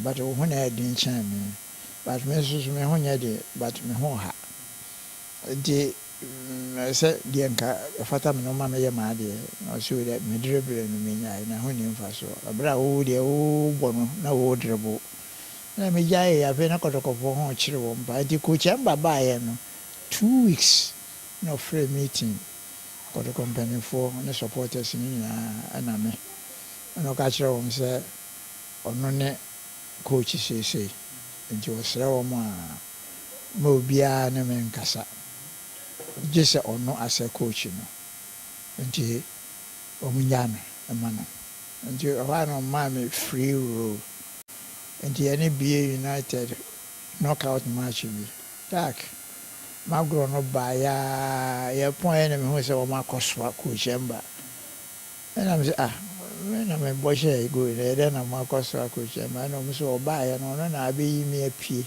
na ma ɔmu ahu deɛ meyɛ nti ɛfiri hɔ deɛ ɛnyɛ mahwɛ m'akyi biom ɛneɛ kɔtɔkɔdeɛ nti 1962 kora Blaster nya tournament bi wɔ Sudan ɛm sɛ ɔmo independence anniversary na Blaster ne camp nti ɔhene gyan frɛ kɔtɔkɔ chairman no sɛ ɔma kɔtɔkɔ nkɔ represent Ghana 1962 nti CK Jampi was the national coach will take you over from Coach Emba and then call kɔtɔkɔ no nti Tommy Thompson was the chairman of Accra House of Folks, but Kotoko was going on behalf of the country. And the Tom Thompson and the leader of the delegation was not a House of Folks chairman. And he was a national team and a Kwampa. The Empire Koyako different the flag of Ghana. Now, at the 1962, El Hilal, a club in Sudan, and America, almost that's what the Kotoko has. Na obia wɔ stadium with floodlight 1962 kɔrɔkɔne has from stadium wɛ nti ɛyɛ me nwanwa paa sɛ Ghana is a gifted football country but facilities ɛma anka bɛma yɛdi mu as a gifted football country no yɛne bi nti very difficult pa wei na President Kufuor kan sɛ na mene ne yɛ adwene paa ɔsɛ it seems that Ghana is a gifted football country. But the Nigerian said the woman said only the talents are raw. And I'm saying, where they work camp, which will be a winning ball mukra because they are working me. Oh, me size here, me did you here. Ball, I'm a bono. Hitting I know, so I was sick about this time now, mammy. I'm sure, I see a entry. Titi Hono, dear, Yammy, money. Na Ghana gyina ne nan so paa nti kɔkɔtɔkɔ ayɛ kɔ represent Ghana no yɛbaeɛ no ɛna ɛnyame anim ni me mmom deɛ manhwɛ m'akyi biem ɛfisɛ 1961 mewɔ House of Folks the second match House versus Republicans ɛna yɛfrɛ me wɔ Black Stars because na mesua nti obi kɔka kyerɛ ɔhene gyan sɛ Housefoɔ wɔ akwadaa bi na ɔsɛ o sɛ Kofi ɔte sɛ nkate a yɛakye wodua ɛnyɛ wie gye sɛ wowe nti yɛne Republicans mene House me first match ɛno kora megyaa bɔɔl bɔ mahu so House ne Olympics wɔ Accra Stadium mahu so na adeɛ ɛbɔ a me na mente nkran kasa no nti mahu so ɔno nkranfoɔ di matam mesua nkran kasa no ho yɛne na mehu sɛ ɔmo di matam paa but I bring so the name tintin romantic. Omudi matter, but yes, me share that. Namisru. The my second match House versus Republicans. Into me, Biana Kochanako phobia. So, House for Mamma Quana, mini training Kakrana, Nana Melhono Bono, on Rana. And I'm going to say, we can't judge you with only one match. And the Woody Akoswa Befa. Nti on mo ne san de me ba Accra ma me san ba ha kam ja ball bo the first match no na second match me ba ye say na Republicans the national team of Ghana to me ya say me bo nti me ja me boot ni bibia wokofo bia ba de mbisa bia mo ma me mo nam say nkrofo enya mo confidence o nti me bo and the Republicans, you pon match and I see KJ frame say the next Blaster camp. Remember, India no dear. I did respect her pass omo mabem na dear me Olympics me no I'm power my boy and the Republicans are they call Black Stars in 1961. And the Ubiso Kofi are not part of my life. And me call Kotoko so dear. I was after Republicans march and near frame of Blaster 1961. And as for boy, me pa me Groboniana or Titi me papa, and I'm so, and me could di Kotoko. Me call so dear, and me got two fum na ɛna meka sɛ mewɔ house team a na ɛbɔ house no could represent Ghana at that time in any international match. Na kane no so ne ani aborɔfo bɔ bɔɔl Fortuna Disadov ɛbaa ha Flamingo ɛbaa mekae Flamingo baa na mewɔ Kɔtɔkɔ ɔmo ne Republicans bɔ goalless draw bi wɔ Accra na ɛyɛ off season nti na mewɔ Koforidua a megye me mahome ɛna mete sɛ ɔmo ne Kɔtɔkɔ ɛbɔ na mese wɔne wei deɛ mɛkɔ akɔhwɛ bi nti mefaa kaa na mekɔ Kumasi na adeɛ bɛkyea ama wɔn abɔ team manager ho me na ɔsɛ Kofi waba na mese dabi menyɛ training na ɔsɛ Kofi wei deɛ yɛ serew wɔne ɛbɔ first half ma yɛ na wɔ house na mewɔ Kɔtɔkɔ ɛna kyɛ sɛ off season no maba Koforidua nti ɛna ɔmo yɛɛyɛ a na mese okay mɛbɔ first half no Jack first half mehyɛ 4 goals ɛna mbɛtena ase ka mewu na menyɛ training nti 4-0 na ɔmode wieɛ ɛnti team manager sɛ bɔɔl krama ɛnam sɛ na deɛ memeyɛ bɔɔl krama kyɛ sɛ okay nti onyame anim ne Flamingofoɔ kyɛ me nneɛma ɔm sɛ ebi nsii da sɛ one player from Brazil ɔmo ho bi saa da koraa nti ɛmu a na 1962 Real Madrid de ba Ghana ya yo ha 1962 ana me call Kotoko 62 and I am the captain of the New Horizon the under 23 because na me shanti na secret jam fini on hini jan sroma me pa because can for no dey jag ne emfa nche na me ka say tackling from behind the crowd na anye card ni na de nti nyame anim no mu twa yen nti omo eva ma meni nso yɛ den paa na deɛ kakra Kɔtɔkɔ deɛ kɔp biara wɔn gye biara na meka wɔn ne mfum kuro yi a ama metena mu kyɛ na Black Star nso so na wei na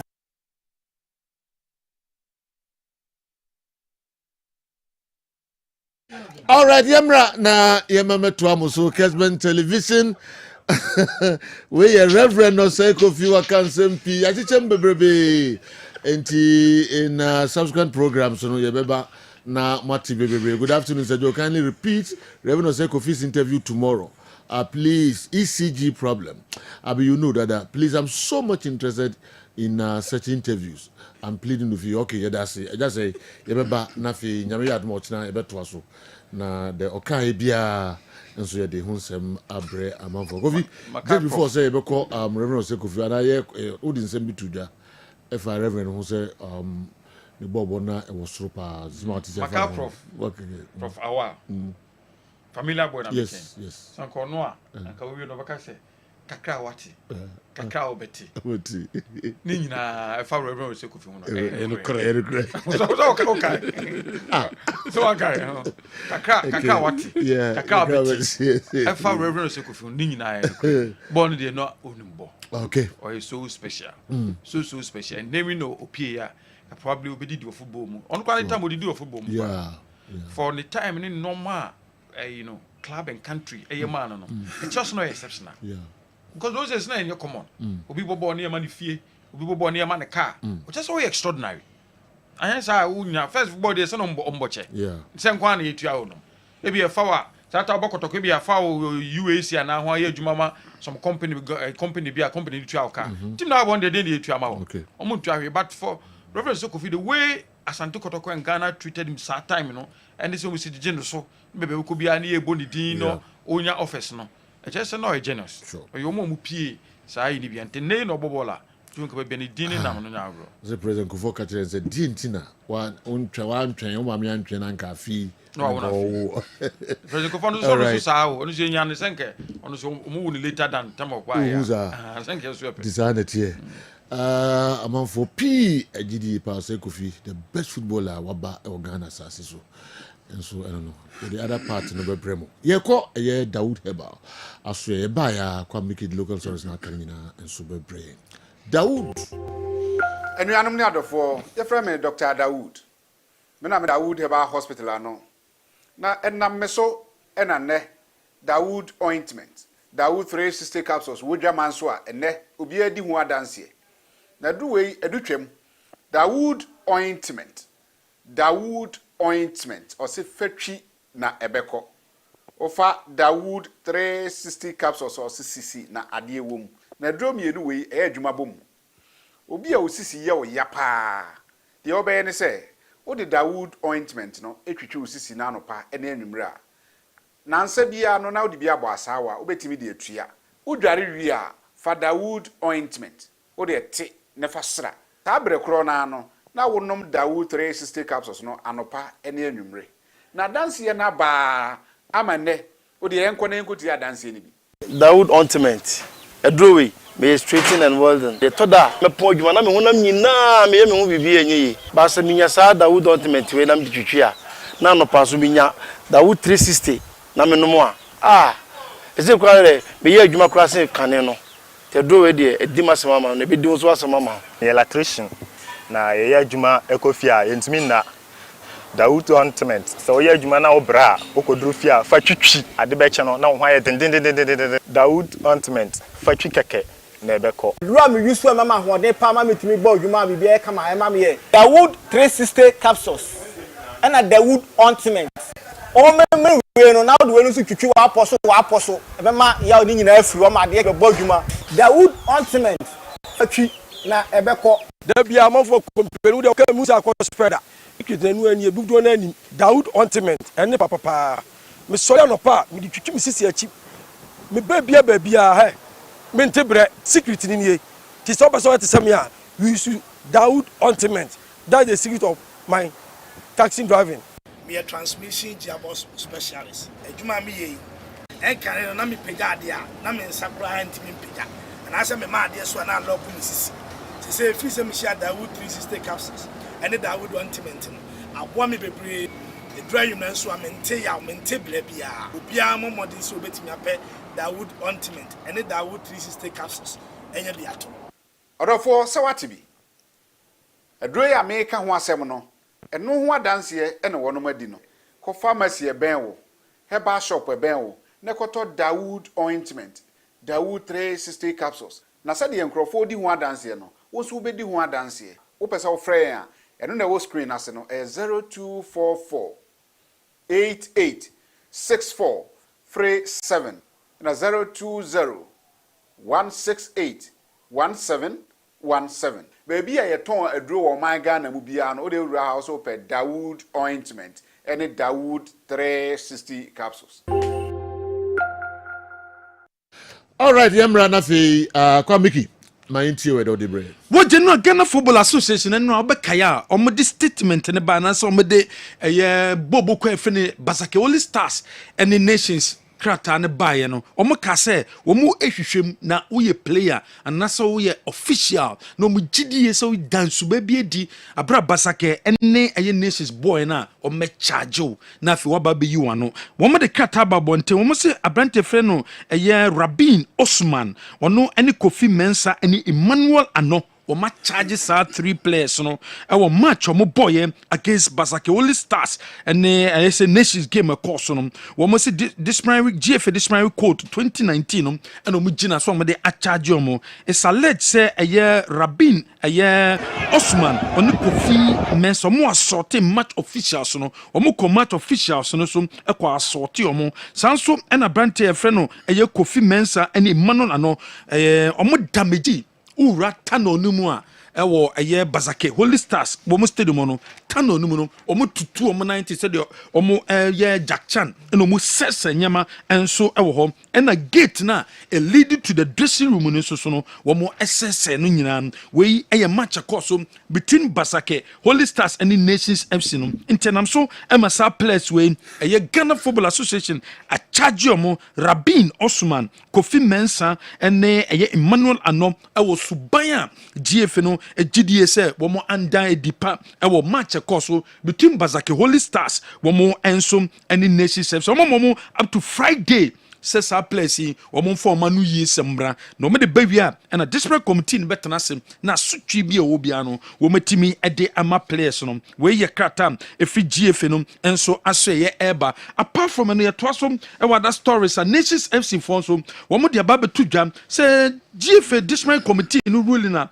wɔn de baeɛ no wɔn Nations FC say you dismiss your case no womo this committee ruling no womo disappointed with ruling no but womo disagree with key aspect of the ruling no womo disagree and so but womo no womo imagine say womo pursue so womo koya appeal e dey tear sa decision if this committee no aso ya ba this committee no mo be a chance say ruling no mo dia ba no wa efa ho ugidi ye se asem no enkoye emfa man 2% we appeal a obetimi ay appeal no nations for so me disappointed nyama ma chocho mu no omo njintum but omo nya appeal into decision if this committee no aso ya benenam so omo de official league table for 2024-2025 league season no omo de ababe tudwa baby any gold stars enya 63 points Pando Heart of Lions enya 60 points Asante Kodoko enya 58 points. House of Oak enya 58 points. And no any city 58 but head to head in T and a Kumasi Asante Kodoko at the House of Oak so official league table for the Ghana Premier League and a one day ababe tuja. Yet also what that stories man. Say JFN so confirm next season on per se your bull league abra ye bono ne ni European League ni nyina te say this season kakra bi ke ni nyina no ewie penom pese to aso saa enu nti ye beko congress beko so Tuesday August 12 and a congress ebeba so wo mo se GF the executive council na di omutumi 31 2 and that woman they atake a more take 31-2 no and they take some decision no so congress a bit abaso on Tuesday on the 12th of August and a bit me abaso and then chenya wo mu chimo asese no yebo football no ekunanim yebo football no ekunanim ano I will say Marano omuti make changes awudo wom intoma form committee members nipa miensa so mo kotena sem na mrana ye de aboye football no to say rules and regulations ye de Ghana Premier League no ye de Women's Premier League na de Division 1 no omo kohwe no mo make changes ewom na atimi aboa ama league ne eba problem bia intimi ambem inti Mr. Frederick Champon na Nasafo Oduro ene Gideon Fosu ene appointee omo so mo kotena se no mo ntimi ko review enfem free o Ghana Football Association President Kati ES Okreku ena wo kasade for Ghana Premier League aba na wie ho wo so da 18 Premier League clubs ni nyina se for a successful say ometimi aboa ema Premier League no enso aba na wie ye ni nyina kan bi ema ye football no eboa ema ye football no etimi enyinim wo se bebi any gold stars omo na champion obo mo baso bebi any gold stars e deserve say de ye trophy ni mo say ometimi agye ye Ghana Premier League no wo san so ebo ye match officials administrators medical teams groundsmen volunteers media partners ni nyina obo mo baso ewo omo so supporter onasa contribute no contribute here and nam so my Premier League no and so etimi abana wie ye supporters awodo omuko stadium so kohwe ye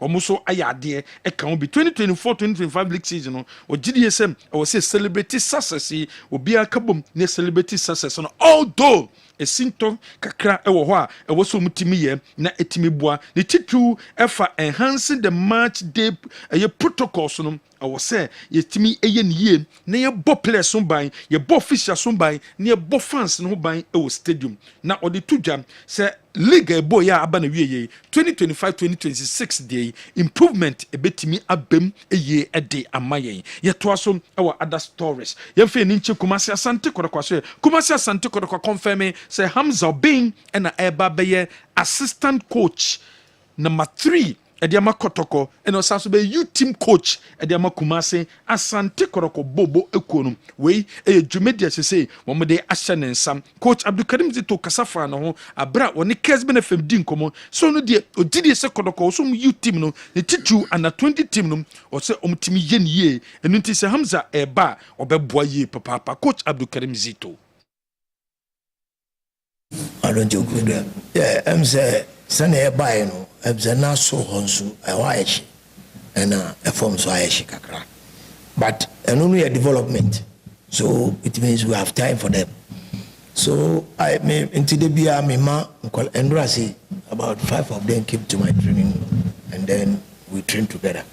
So your corner a bar, I think I'll be the head there. Though remember one coach, and I'll make sure he goes according to my section. And me as a crowd training here, academy training, one best academy training, and academy training gives you good football. I just say, watch me. Anytime my player goes to Europe, he doesn't come just like that back. He succeeds.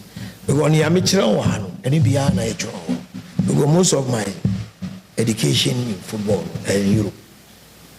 But do my but we call Europe more. Even dreams took me to Germany to learn many domo. You buy a pen GG8. Yeah, now we buy a pen GG8. So my mind is there because development there. Because gone out of this year, we are percent player bebo kotoko. And then the OBA say, so what are you going to do? We have to make peace with reality by also organizing our youth well, and then they can fix him.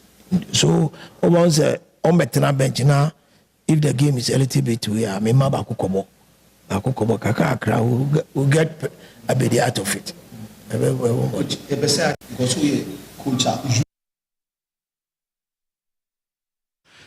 Head coach Edema Kumasi Asante Kodokwa Ninsem no odi atuda Kumasi Asante Kodokwa bako South Africa omukobo Toyota Cup omene Kaizer Chiefs ena ekwa kobo we yenhye dawo Edema Kumasi Asante Kodokwa bokuno the life patron of the club otumfo we yisika close to 1.5 million Ghana cedis edi amatim no so mfanye recruitment for the season about 17 players and as I say omo list about omo eba behwehwem no mayi eye positions a wo mo gidi say ebetimi aboa eye club no enso ebo ho eno ne nsem a efiri Kumasi Asante Kodokwaso ye no enso eba be any gold stars wo mo confirm omo ne mediama kensie no eba so wo mo guso a prepare towards eye sa game no and activities awdom officially wo ma launch eye project team a wo mo na eba behwe say omo Africa na wo mo eba be kono wo metimi enso ayade coach Ibrahim Tanko next season there was more players ombeja more players kwan this season benewie ombeja players kwan ye papa ebi beko ebi nso ebetena no de biso akolone no metimi ahye team no mkena said be next season no they can fight for the league in January yam fancy who promise you 9:45 so the squad be brave and Leicester no I me famba etiam na so say oh yes Kofi Yenko na Oze Lisbon and Odiba listen oh yeah in 9:45 what the Kotoko list be place now German fu nyina ati o mo twen na who inform us am promise so timi nya am promise patro and this one the last time hi Kessben 9:45 won twen me the list na ba na duru ho Oze you tell me na so I think it was a very important question for Bobby from Sunyani from Samikaya no say whether for Koboko relegation or not. I haven't taken notice of Omoli table in the city, but that's reality. They say your number of clubs are Omoko relegation from Omo zone. Zone 1A and 1B. 1A and 1B. Yeah. And we are because of the promotion I beba so go for gain promotion about Division 1. Your number is Omoko, but say relegation no at 2. Team from zone no relegation it push somebody further down. But so what one they mention in this case, say from saying Lagos Cities. Everybody say Lagos Cities from South Zone. 1B ana. Zone 1. Zone 1, okay. The bottom line is zone 1. And the zone 1, it would then affect teams now more South Zone. And yet the business as usual, so call relegation and the beko. Name no, but Kobesa to make room for Omobano. Now as to how Ombekono. And then I way. And no no cities say 1A, 1B, them say 2 let's say further say bar. They say one then playoff will happen between after 2 winner more. They will do a playoff. They will be to my camera to make room for the Obabe join this zone. Okay. Yeah. And you know, as affected before. I don't mean you will me baby me damn you will me my general way how said I didn't see a working and me person me church zone honum danger zone honum nti baby omo da de o mfa nkan wasem sisi ya yes ba say de be sia kon wa church na me church mo sa no sana identity yanko next one you know statutes regulation ni normal idea they said constitution a living object o ya nka say why intend one no but don't me chelo the exigencies of the ACA ene the echo ebi ene ade bia na hia ene no nti enam center o hye samra no ebi bedu china no na entisa I was reading part of the regulation maybe me refuse so you be a work so we are am so fine here say 2000 in extreme you be find 5000 and they ultimately say soon in so okay so find 2000 5000 there obakwa akoye na wetua o share the enhanced match day protocol na dey buy any isika ewu mu na sa fine we na say kosoro so on the mention say be serve as deterrent but on the mention and no bebre until we take this opportunity to also invite people for form more ideas on terms of growing the regulations na the ball league you know omo nyina omo do omo suggestions and opinion ba we accommodate to and discuss they are appropriate no executive council would adopt na ba be can regulation no it must grow e say nyini ko nanim it must grow e say timi nyini e ko nanim nti omo ideas e fa regulation or to boss can regulation ni Women's Premier League no one most times say regulation na na nya effect on all other way no Women's Premier League Division 1 league even the regional leagues ni na no nya way home because even though ya mu dey a bit different but and differ totally from the provisions in the Premier League because the capacity and strength of clubs in the Premier League in the same cannot be said of ABA Division 2 club so the major but normally follow in that order and to be all suggestions and I proposal for amendment no money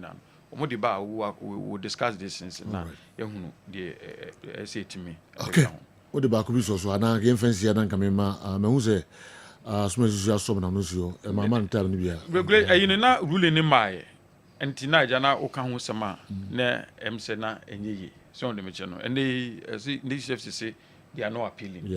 They disagree with them. Also, we they disagree with the decision. Major aspect of the decision. If I'll be interested to know because I took time to read the decision and they call some of the articles. They favored. We acknowledge the discipline committee decision. Albeit with disappointment, while we disagree with the key aspect of the ruling. On the key aspect now because I would read at any part maybe or I think they were a bit favored. Because after Oma IABB we no draw almost show decision of the disciplinary committee and I'm happy say almost so much they should focus now on planning for next season. I think that was a very very good season emanating FC. If they build on what happened this season do a very easy say on betimi agile no planning no normal the ko be ne do mu yeye but for some match you see no for one defense as second and come with our league so now if you build on it now we because who can baby where they were fine I think 2,500 what kind regulation 5,000 actual and I all right akasimansia na epedie mu sledge o message de nga o de ba wia na nka etima ba mu ye kra e de amamo so onya bi aka kire Ghana Football Association ye papa good afternoon wafa it's now clear and it confirms my position yesterday about the GFA's lackadaisical approach towards eliminating hooliganism in our football. What comes to mind when the GFA is charging Nations FC and its players for on-the-pitch incidents? A dozen. Fancy nyame yad mochina. We are nasa ochina. Na message was not the abane BBM na chi ewo asimbia owa. And so they ato eja. All right, Mohamed Odum, former goalkeeper Mohamed Odum, the wife. Onyane baby eko arehosem papa Mohamed Odum. Could you hear Mohamed Odum? Oh, Odum de me no. Odum de me na me so but Odum de me. Yes. And I know him in person as well. Okay. Could you wife and your baby ko? Oh, sir. Yes, Mrs. Alice Ajay Odum. Oh. Onyane baby eko ntino Odum si emfanto adofo no bia nim Odum wife no. Na me yaduma kwese de be ye and in 1 week no ebeba so tano so behind Casapreco Company Limited and 1 week ne beba so na yenko boa ma Mohammed Odum ne yere Odum yako yere wo de Odum kusa nkopon show de wati e beba be boa ma bibia so akoso all right maminko Andy ho Andy wo be 2 minutes na me fa de aka na ma somebody died. Okay. Nations FC, as some almost disagree. Almost the International Court of Justice, they lose that case. They were only charitable. So almost train as a minimum the BBC and based on the Heart of Lions, assembly didn't already the almost the buy and it was so clear. Say after the incident, abrupt and they see and goes on to 3 points. Okay. Into woman the International Court of Justice cry into we near disagreement as in the Kotoko 15 billion. Na hona wawie. Ana yemfa de aka nkwa wie because na wo kan sempi. Time is also 2. Okay. What mu dia na abechim bi aka o dia. Okay. Konfankunzi ni wachiri we. Because so kan sembi ana kan pese o pie wa ha na kan wotuma kan sa asem na kan na. Out of line there. Yes. Oh, do you understand no one making? So obi anim say Heart of Line e bo ama rule ni ba nra. Enye no anke ma. Won ni. O tse no won ni. En number na o kan because na so o kan guma sun. There be say na be obo hun se ko bian se be tro da. Heart of Line so na bo e ma rule ni ba nra nke nyama. Obi ani. Dintra. General per the rule no mo de ba nra. Omo si di enti no ma tini 3 points. Match no man tinya ama na ama so anwi. Enye ntia. Yeah.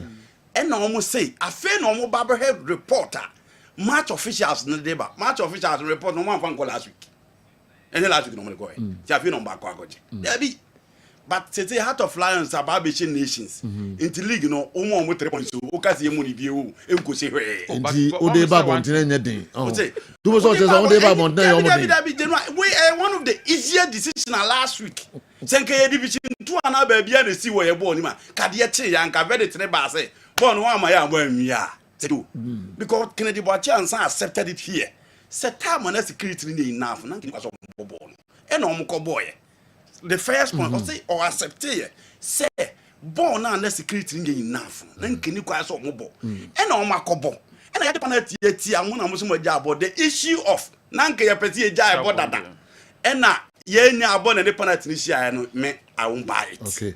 Etimu ama game na amawie. The opposite chance na asem no twetwere omobo. You know say me tire tire mo say the political connection. Dr. Jesus wodun ho so ya bo park we obetimi amana jai bo ne. No. You can't do that, say you. In the Heart of Lions the man very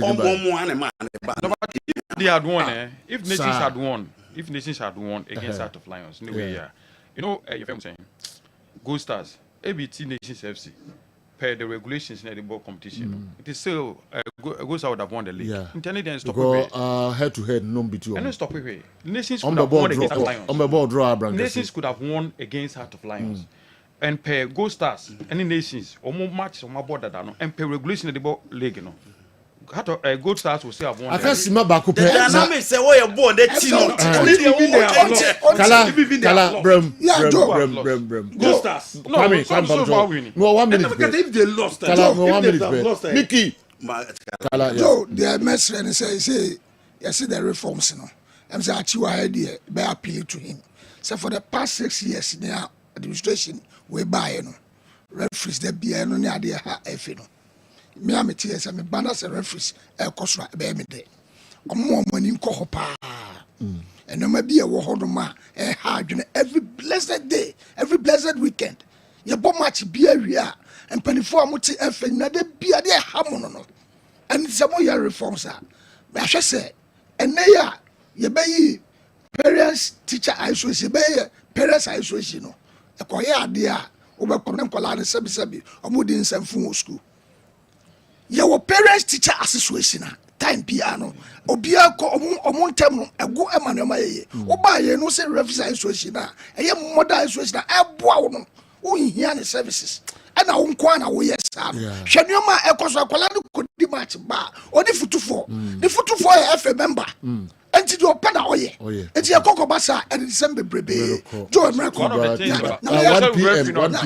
me ya me so menra your brother back ofie from ya ofie from pon on that ofie no the bia on apia stadium and kwame infie no apia yako abusuafo nyinaa ma mo yakɔ titiriw apia stadium ɛna menim sɛ nyade a wobɛtumi abie w'ani koraa apia stadium ne poma ne biribiaa ne abranti na ɔwɔ stadium area hɔnom nyankopɔn atwe ne nkwa ɛm sɛ nhyehyɛ wɔ hɔ biara no kala bɛboa ɛma de there's a new regulation there's a new regulation for referees regulation coming up there's referees regulation coming up nti ni nyina o say yes nti normal be say we mean na no proposals amo nyina no then we can discuss and see which ones find space in order tournament. Yakoba nyame yadma manfo we bre so de ba efa ba enhance safety measures and protocols no se sila no kan manfo ntimi ntwetwe sekan ne ade e wo baseke e wo nations FC so ama mo di tuo ne ade call park e ba ne sen see drama chale who yes say pa but I'm surprised all those yes so much ni nyina ho punishment or ni nyina ho no punishment so I think the law must suffice confidence answer punishment aba na to come provide enough security ntina mra bia my bia na ye mra wo mu no ko tibi ka se mo bi police fo bebrebe wan ka wo betuma yi sika na tu kura atro bi ani to be ye ho mra wo ye mra ne side mra wo ye mra se bi detain krofo but ye krofo a se bi mra wo mra ne wo mu kwa kofa mra show mu all right holistic news up next Asia no na pepe